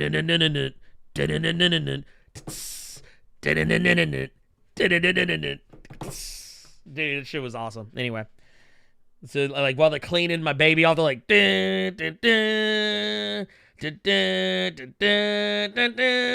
was what was playing. So yeah, so my daughter can literally say that her theme music is the Predator theme song. Well, we know how Ernie's getting killed later in life, don't we? Look, I'm gonna be sitting there. I'll be sitting there next to Carter, and be like, "Look out there." Oh no, you ain't sitting next to me. You can get your ass on somewhere. You getting your old ass knocked on the floor immediately. As soon as I hear one click anywhere in my ear. Be like, I see you. I didn't play too much Hunt Showdown. I hear everything. Let me hear one click of whoom. I know that heat vision when I hear it. Look, you hear the anytime. To be fair, my daughter has an obsession with sneaking up on people. So there you go. She has an obsession with sneaking up on people. Like matter of fact, every time like she tries to hide and sneak up on me like all the time. It's terrifying. But that said, Carter, let's go ahead and while we're getting questions lined up so we can answer them. Carter, do you want to give your recommended read for the week? My recommendation this week is the finale to this King in Black tie-in run. Thunderbolts, King in Black, number 3. King in Black, Thunderbolts, number 3. This is probably one of the few tie-ins that actually has something to do with King in Black, or it has some tie-ins. If you didn't catch these recommendations from me on a few shows back, the gist of it is, in order to prove that, Wilson Fisk is the only one that's capable for the job so that he can stay in office, he puts together his own team of Thunderbolts. It's some people you may have never heard of. It's basically Star, if you've been reading Captain Marvel, Taskmaster, Mr. Fear, Batroc. The Leap. All they're trying to do at this point is basically, from the first issue, they know they have to go to an asylum to meet this person that is basically going to let them know where the ultimate weapon is that can defeat Null. And they end up going to meet Norman Osborn. And basically Norman Osborn sends them a location with a weapon that can finally kill Null. No, it's not Dylan Brock. No, it's nothing for Tony Stark. No, it's nothing for Mr. Fantastic. They find one half of the Sentry's body since he was split in half by Null in the first issue. And basically what they're doing is, once we get to this last issue here, is they're basically just trying to hold themselves together from not getting killed by symbiotes while also trying to find the other half of the Sentry's corpse so that Star can use it to boost up her power level. Since one of the things that is always said about Sentry is he has the power of 1,000 exploding suns, which in this book they say was just some marketing shit. So they're basically going to use this for Star to boost her power and kill Null. This third issue was pretty hilarious because the Thunderbolts basically realized that Fisk put this team together on a suicide run. This whole squad is a suicide team. Mm-hmm. And what ends up happening in this issue, and basically you find out that Fisk knew their plan was not going to work. He knew they were going to be slaughtered. But as long as it looks good for the cameras that Wilson Fisk is doing something, that will give him more power in the long run. What ends up happening is Taskmaster, Leopard, Star, Mr. Fear, they don't die. You find out in this issue that Taskmaster was supposed to be the quote-unquote leader of the team. Ended up he was working with Fisk the entire time to get them killed. He was going to pay Taskmaster a certain amount of money to just do that for him and then get the fuck on. Of course, you knew Taskmaster wasn't going to die since he has his own book. Right. But once we get to the end of this issue, Fisk sees during a press conference where he's commending his team, even though they died in the process, that they are in fact not dead. And all of them are going to be getting paid $50 million each. But this is not a one-off payment. Taskmaster is basically saying, now we are your Thunderbolts, and you are going to keep us on the payroll, or we're going to fucking kill you. So looks like this tie-in issue is leading into an actual Thunderbolts series. Now, let's be completely honest here. This is Wilson Fisk as a mayor. This is the Kingpin. I'm pretty sure he could wipe them out whenever he wanted to. Of course. It was just the fact that they had the balls to go this route that he's going to go along with the plan. So that's where this issue ends. It looks like we might be getting a new Thunderbolt series. Matthew Rosenberg was on this book. Juan Ferreira was doing the art, and the art was amazing. The story was amazing. So, and it shocks me because I normally don't like Matthew Rosenberg on books, but this book with this art was great. It was more than likely the best tie-in series I've read so far. The first one being the Immortal Hulk tie-in issue, but this one I like a little bit more just because it actually had something to do with King in Black. It had, even though it was something very fucking random, they just going around here looking for both halves of the Sentry, riding around in a giant school bus with his guts hanging out all over the fucking place. It was still a fun book. It was fucking hilarious. Just seeing all these different characters getting wiped out left and right, and it looks like they're doubling down on the Thunderbolts being the suicide team. Yeah. Damn. I'm here for it, man. I'm here for it. This is actually the one King in Black tie-in that I actually kind of half-ass enjoyed. Just because I think it was closer to what I wanted from the other books, but like once again, you can't do King in Black Thunderbolts in like King in Black Avengers or King in Black Captain America, because you're talking about killing characters and being fast and loose with characters that are like big properties. Yeah. Also, you know what I never noticed until just now looking at this cover is that Wilson Fisk is in the O. I never paid that any attention before now. Yeah. But what about you, sir? What is your recommendation? You see, I actually thought about going with Noctera. But there was one, and you know, I thought about it. I was like, I want to talk about something that I haven't talked about in a video, as well. Like, and I mean that includes Patreon content as well. So, by the way, if you are a patron or a channel member, as we've had some people come in and become Blerd Club members, we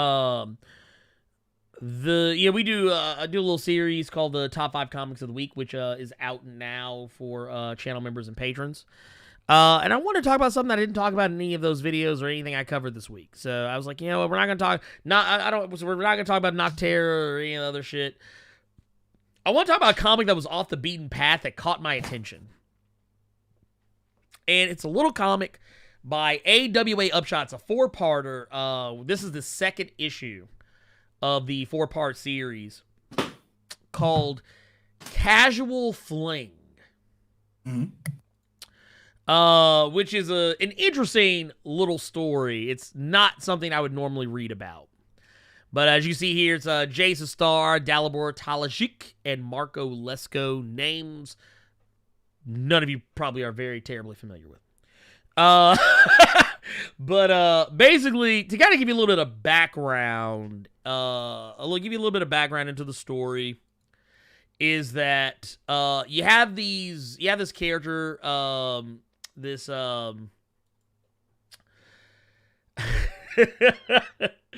you have this character who basically is, for all intents and purposes, she's kind of like the breadwinner. She's like this, what's the best way to put it? She's basically like the super mom. Or like business mom. Like she's never really home. She's working in the corporate world. She's got a husband, and if I'm not mistaken, I think she has like 2 kids.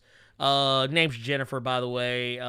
She's got this husband named Justin, who she's in love with, but man, the marriage just ain't hitting like it used to be, and she needs that extra boost in her life. And one day, while she's out on business, this dude, whose name is apparently Alex, he approaches her, starts spitting some game, and she falls for it. They start playing footsie and shit under the table, and next thing you know, she is getting piped out in this man's hotel room, getting her back blown out and everything.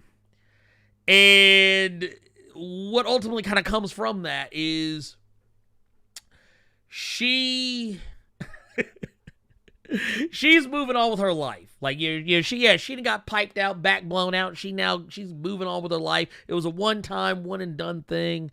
But the dude, remember?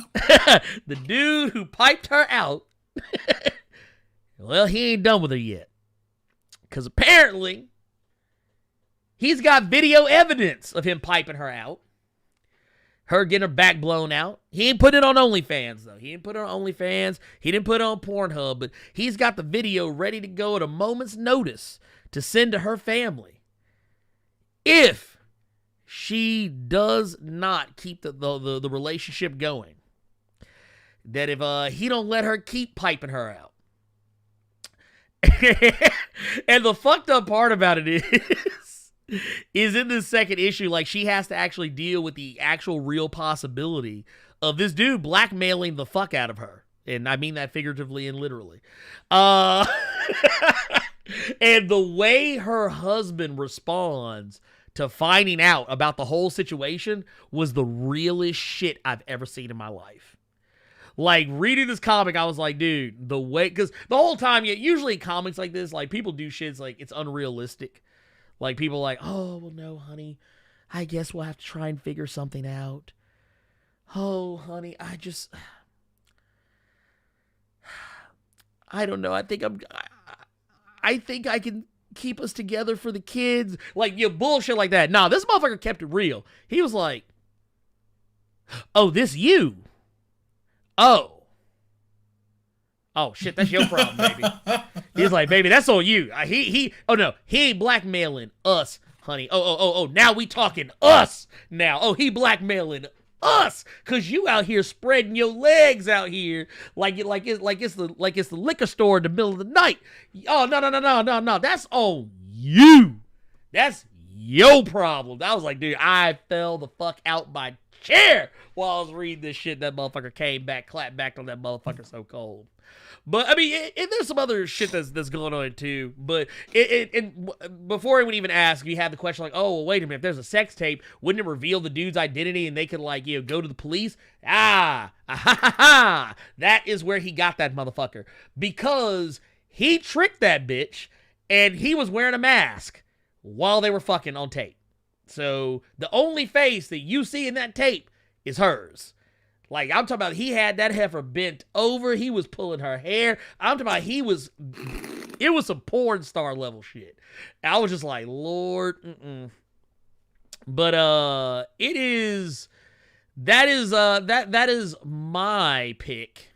My little off the beaten path pick, because I could have just as easily said Hellions or Noctera, and while both were great, yeah, I actually kind of just enjoyed this one a little bit better. Just because it was like, man, I feel this. I feel this in every fiber of my being. Like, just, I felt for dude. I felt for old boy, man. Yeah, they made me feel something, so I was here for it. But that said, here, get that out of there. That said, we have got... Where are we at on time? Let's go ahead and run through these questions. We got anything in the Discord? Carter, have you seen anything in the Discord for questions? I'm actually looking now. Uh-huh. I do see one. This first question is actually going to be from Yasuke26. Are y'all going to be checking out the Jupiter's Legacy Netflix series in the summer? And have y'all read the comic book by Millar? Yes. I read both the books. Really enjoyed those books. That was around the time where Millar was actually in a good enough mood to actually write good books. So dang, it was they were both you gonna air him out like that? Hey, Liz. I think it was more so because he had Frank Quitely on art on the first book. He was throughout the entire series. The second book was, I think someone else came along because that book started to take a little bit longer to come out. But I'm actually excited because it looks like with the Millar World stuff actually starting off, because he's had this Netflix deal in place for quite some time now. I'm thinking he's going to do it to where it's his good books. I think I read something to where there might be a Huck book coming out. They might be doing Prodigy. They might be doing, oh God, what was the name of that book? What was the name of that book? It was a bro buddy cop, like White Boy Can't Jump, but it was with time travel and oh God, because there was a gamer. I think Sean Gordon Murphy did the art for that book. I want to say Cosmonauts, but I might be wrong. I cannot remember that. I have that book somewhere around here. But back to your question, am I going to check out the show? Yes. Have I read the book? Yes. It was really, really good. Ernie, what about you? I am not familiar with Jupiter's Legacy. I did not read it. I am familiar with it. Like, I know what it is. I never took the time to sit down and read it. But the show looks interesting. It has my attention. I'll most likely watch it. I mean, hell, I've watched Umbrella Academy. So, I mean, why not this? Well, think of it more so like a more serious take, as serious as Mark Millar can be on... Well, the first book was... what's gonna go down when Superman's son is with Lex's daughter and they have a child? What happens? That's one way you could see that book. The next book was more so just showing it was think Minutemen to the first book's Watchmen. Showing you how some of those characters that you see after they're old, now we see them back in their heyday and stuff. Okay. Yeah, I mean, it makes sense. I said Umbrella Academy just because I didn't even really 100% like Umbrella Academy, but I still watched it anyway.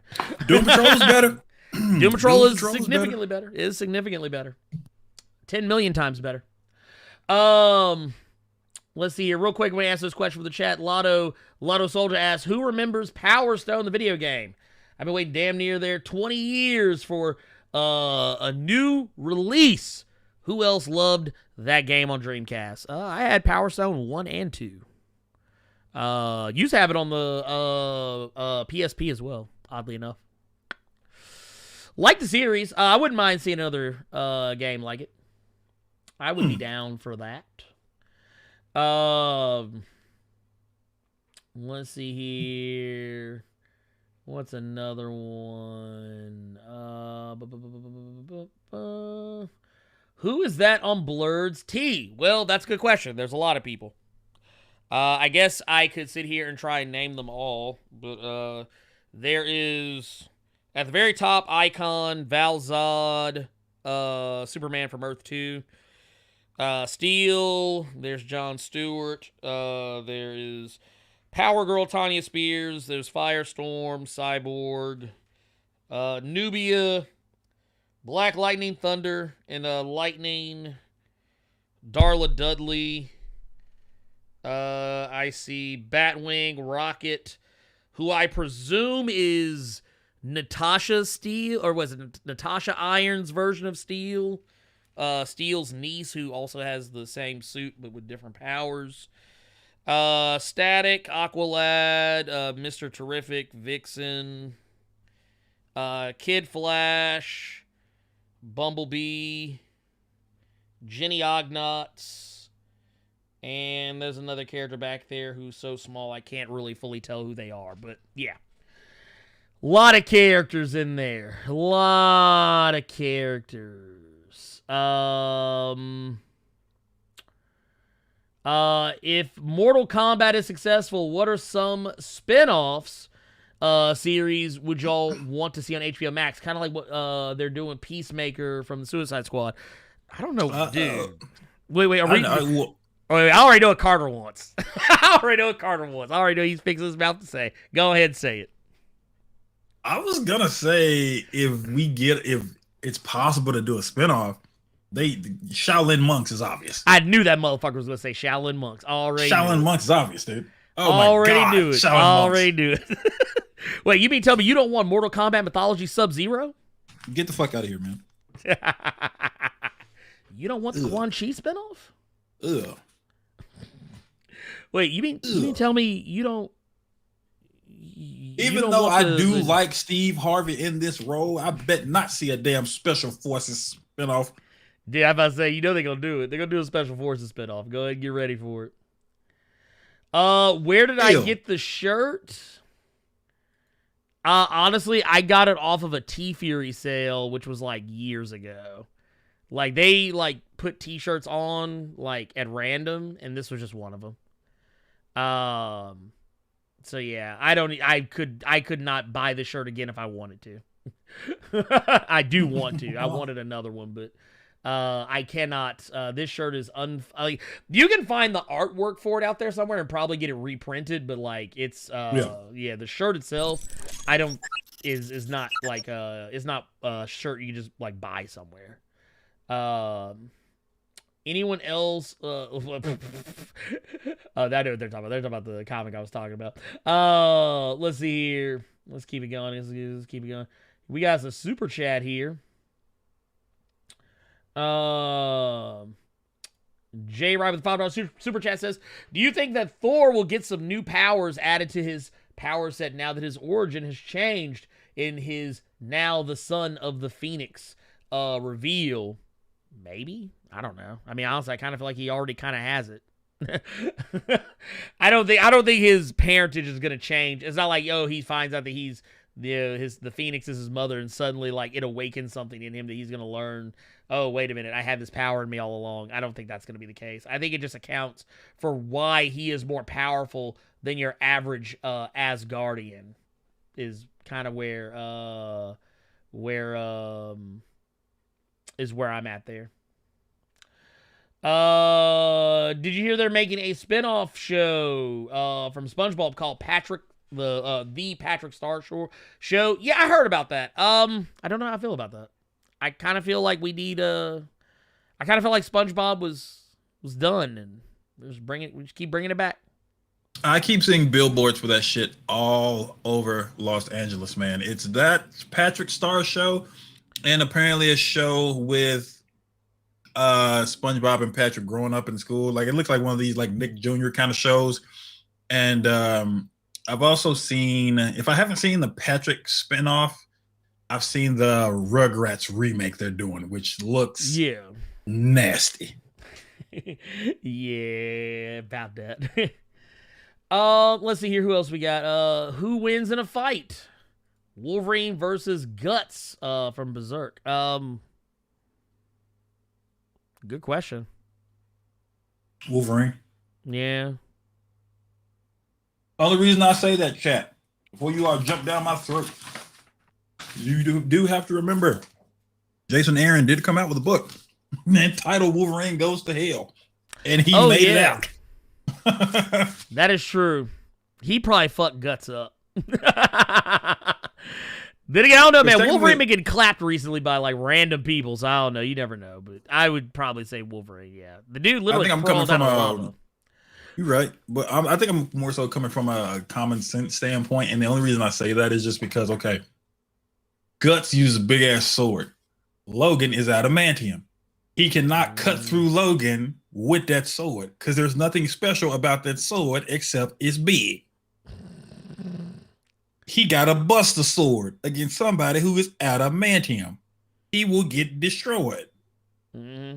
Well, I mean, even if it's not to the death, Wolverine would still fuck him up. If he tells Logan, hey, you know a raw dog Jean, right? And you know you went down on her, right? Guts is getting annihilated. Oh, dude, that's over. It's a wrap. So we got another one here. Says, have y'all seen American Skin? How do you think people would react to a black Punisher after racist cops and politicians? White people would probably be very angry. The rest of us,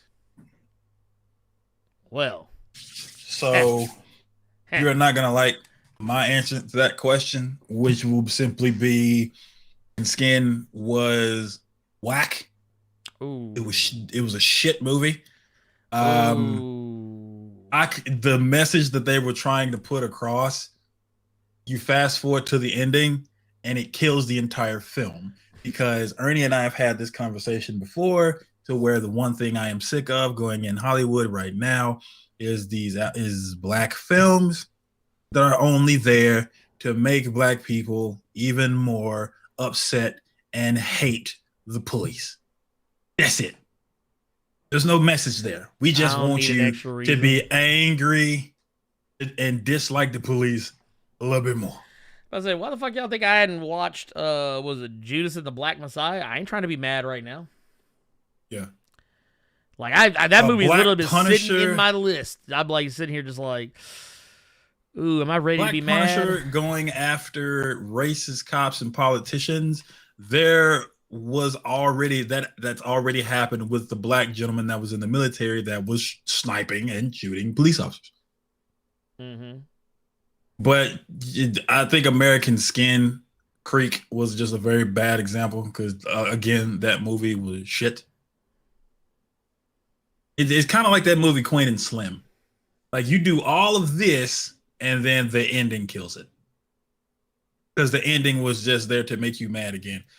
And when it comes to shit like that, I'm tired of being mad. I get it. Mm-hmm. Police. When you say police, you mean white people. They're bad. Some of them are pieces of shit. I get it. I got you, big dog. I've been around for some time, so I know this. Well, no, stuff like that is for like the younger. Stuff like that though is for like the younger generation that is somehow. Also, you know what? I don't even think those are really for black people. I think those movies are actually more for like everybody else. Like, yeah, when you talk about like, the movies are supposed to like to say, hey, cops are bad. Like, I think it's actually not even for us. We know those movies are for everybody else. Like, yeah, those movies are for white people to feel bad. That's what they are. Even though they may not seem like they're geared towards them, that's who it is. That's who it's aimed at. In my opinion. Let's see here. Dude, y'all really in y'all feelings, right? About this Wolverine? Dude, I'm be honest, I don't give a fuck. I don't give a fuck about Guts. Honestly, I don't think Berserk is that great. It's alright. I guess maybe because I saw the OVA back in the day, and that's just what I had to work off of from there. But I mean, it was okay. Yo, you know what my first experience with Berserk came from? The Dreamcast video game. That was my first. Mine too. And I was just like, dude, I was like, this dude ain't shit. I was like, literally, when I played the game, I was like, okay, so what you're trying to tell me is Guts is literally an ain't shit motherfucker. Cool, good talk, good talk. Let's see here. Losersaurus says, this is Discord question, says, with WandaVision wrapped up at the end scene when she is astral projecting, studying the Darkhold, do you think Wanda is on Wundagore Mountain? Yeah, I didn't think about that. Didn't think about that at all. I don't know. Maybe. It says that with Invincible starting soon, how far do you predict they will match up in the comics, and how far would you recommend people who have never read the series to read up to so they will understand the show, or should people just go into the show fresh without reading? Loving Invincible. I'm on the 5th book right now. Also, quick one for both you and Carter since the movie drops this month. Who y'all got, Godzilla or Kong, even though Kong is wielding Stormbreaker? Well, I mean, I always pick Godzilla, so yeah, that's just me. But Carter, what do you think? I think they said they're going up to like, did they say they were pretty much going to go all the, because they were going to go all the way to like, was the issue like 20, 30 something? With the Invincible animated series, or like book 4 or 5 or some shit like that? I know the series going, I think it said like the first 6 trades or something along those lines, but I think you should go in fresh. Yeah, go in fresh. Yeah. Don't touch nothing. Don't read nothing. When it pertains to Godzilla or Kong, I think Godzilla is going to have to hail to the chimp. Ooh. That man said the chimpocalypse is going to be a thing. Yeah. Look, Kong said, I don't bow to nobody, and I took that personally. Oh, Lord. Bodacious, I can't talk. Bodacious bitch Boa says, I remember a few weeks back there was news about Ryan Coogler's company joining up with Disney Marvel Studios. Outside of Black Panther and Wakanda stuff, what other projects would y'all want to see them do? For example, Night Thrasher. You know, I would want to see Coogler tackle. I tell you what, this is going to be off the beaten path. This is going to be off the beaten path, and I want y'all to stick with me on this. I'm going to take your Night Thrasher, and I'm going to raise you a New Warriors. Okay. Because you could technically do both. Like, you could do Night Thrasher, but use Night Thrasher as a backdoor pilot for New Warriors. Because New Warriors doesn't exist without does not exist without Night Thrasher. Like, one of my favorite parts of New Warriors is watching how Night Thrasher goes out and just recruits people. Like, the fact that this dude walked up on Nova and threw this dude off a building, knowing that motherfucker ain't have no superpowers, and he just guesstimated that throwing that dude off a building and him almost dying would reactivate his abilities. I was like, Lord, Night Thrasher was a whole problem. Carter, what about you? What would you want to see from Ryan Coogler and his production company that is not Black Panther or Wakanda related? What would you want to see?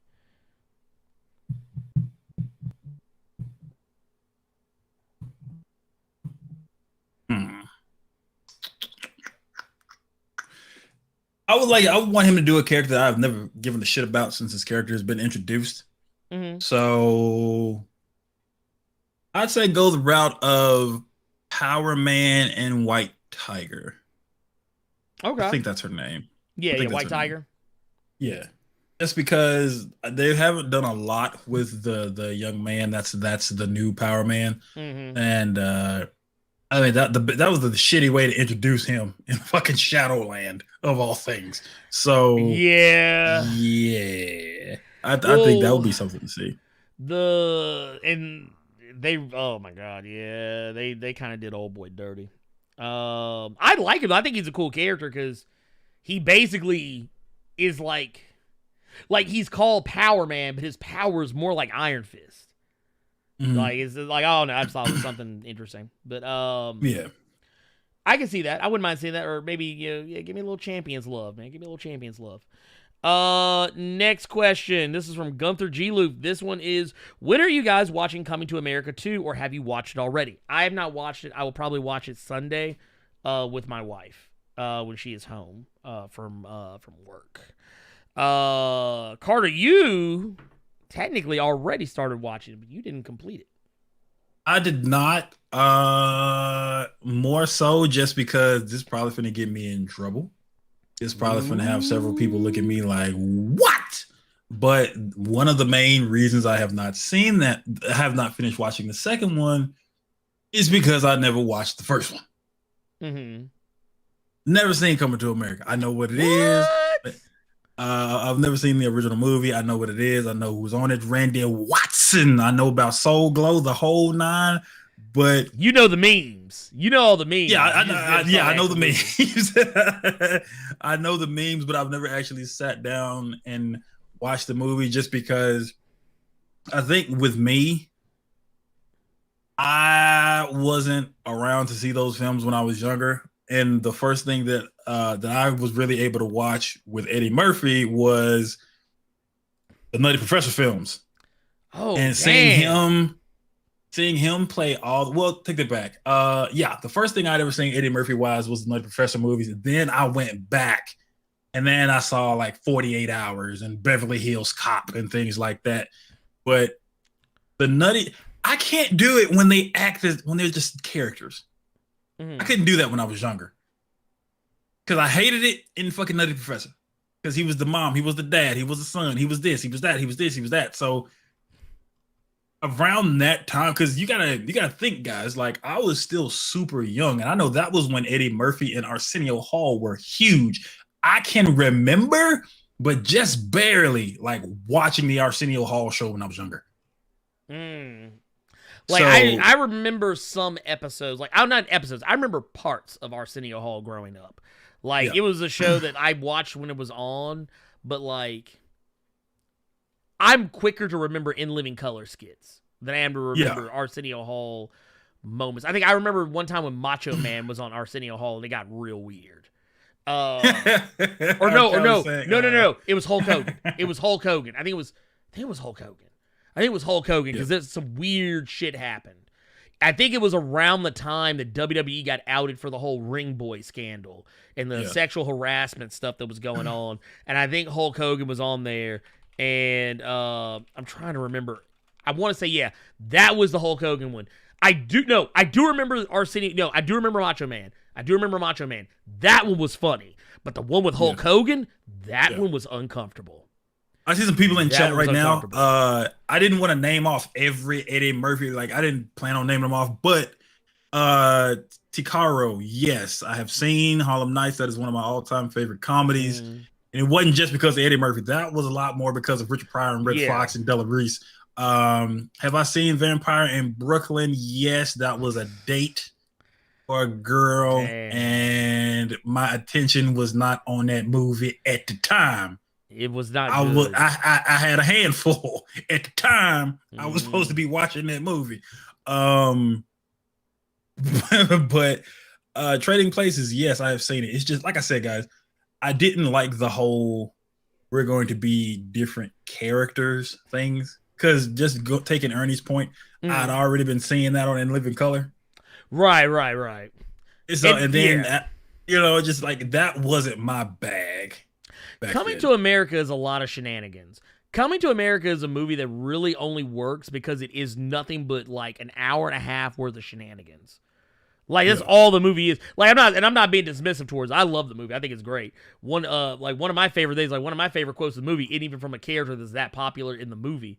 Y'all just see me say this shit when I was playing Avengers as Hulk when I had Dominican Hulk. I'm like, man, rinse due, motherfucker. Look, that's one of my favorite lines. That and the royal penis is clean, Your Highness. But yeah, dude, like just to double down on that of Harlem Nights being one of my all-time favorite movies. Harlem Nights is one of my all-time favorite comedies, period. Because the one scene that is always stuck in my head is when Eddie Murphy goes and wakes up Richard Pryor late at night. And Richard Pryor is just like, so what happened with your night with Miss Dominique LaRue? Man, I killed her. Hold the pussy up, huh? He's like, no, man, I shot her. He's like, pussy that bad? Was the pussy that bad? Actually, you know what I love? Harlem Nights has the best opening of a movie I've seen ever in life. Yeah. With Eddie Murphy's character as a little kid. Yeah, he comes to the ugly ass dude. Yeah, dude's like, that was my dude. When he zoomed in on that dude's face when he's talking about how he just hates fucking kids. That was my Facebook profile picture for like 2 years. He's like, I told you don't bring the goddamn kitty. I told you the kids bring me bad luck, but you ain't listen. So now I'm gonna stick you, and I'm definitely gonna stick this little janky ass badass motherfucker standing over here. I was like, Lord. No, what was it? They said, come on now, Six, with your badass. I've been waiting on you all night. He's like, my wife need clothes. Baby needs shoes. And you need some teeth. He's like, y'all, I'm gonna shoot this shit. God damn it. Y'all laughing now. I'm gonna shoot this shit. I'm gonna send all y'all motherfuckers home broke. Oh yeah, he's a bet not crap. I said, I'm gonna let you roll the dice one more time. I'm bet not crap out, dude. That and the pinky toe joint, dude. I ain't gonna lie. The first 30-40 minutes of Harlem Night, dude. I'm not gonna lie. I can't watch it all in one sitting because whenever I watch Harlem Nights, the first 30-40 minutes, my stomach is just toe up from laughing too hard. Yeah. Like my whole right side just be sore from laughing. The Richard Pryor scene that I just mentioned earlier with Dominique LaRue and the Arsenio and Eddie Murphy shootout when Eddie Murphy was the first person to use Red Dead Deadeye mode. Man. You know what? No, take it back. When Arsenio started cussing at his homeboy for shooting the little pistol. He's like, stop it. Why you shooting that little shit? Yeah, because you hear his that motherfucker, look, was like, quick. The only way you leave it here. My boy in the back of the head. Only way you live it here is shot, motherfucker. I was like, pap, pap. Look, he took his hat off, started hitting him. He's like, I said, stop it. I said, told you not to shoot that little shit no more. Eddie Murphy jumps up. Now, keep in mind, y'all, if you all have never seen this film, it was basically a shootout. Eddie Murphy in cover with a little pistol. You got Arsenio Hall and his two minions. One of them has a Tommy gun, and Arsenio has a Tommy gun. One of the minions just got a little pistol. They are unloading on this wall at Eddie Murphy. Eddie Murphy probably should have died. Eddie Murphy jumps up, shoots 3 bullets. Looks back over the cover, all 3 dead. Dude. Oh, and the stuttering boxer, dude. Oh my god. Oh my god. Quick! I'm gonna knock somebody the fuck out. Look, wait. No, was it? You remember I hit you with this shit earlier, like, hey baby, it's daddy. Put mommy on the phone. Oh yeah. Hey mommy, it's daddy. I ain't never coming home no more. Hey, I was like, no. What got me was before the phone call when she looked at him and said, I think I love you. And that single tear fell from that fool's eye. He was wet. That was a true version of being pussy whipped on film. Dude. And you know the sad thing is, I done seen motherfuckers like that. I done seen motherfuckers get hit like that before. I don't ever want to see a sunshine ever. Dude. Oh, ever. no. I remember because the messed up part was it didn't help that she was legit fine as a motherfucker anyway. Oh, yeah. Young Lily Rashawn. Yeah. Young Lily Rashawn back. Oh, my God.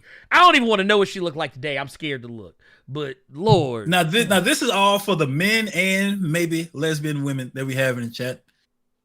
If somebody referred to a woman that's vagina was so good, if you threw it in the air, it would turn into sunshine. Would y'all not be terrified to hit that?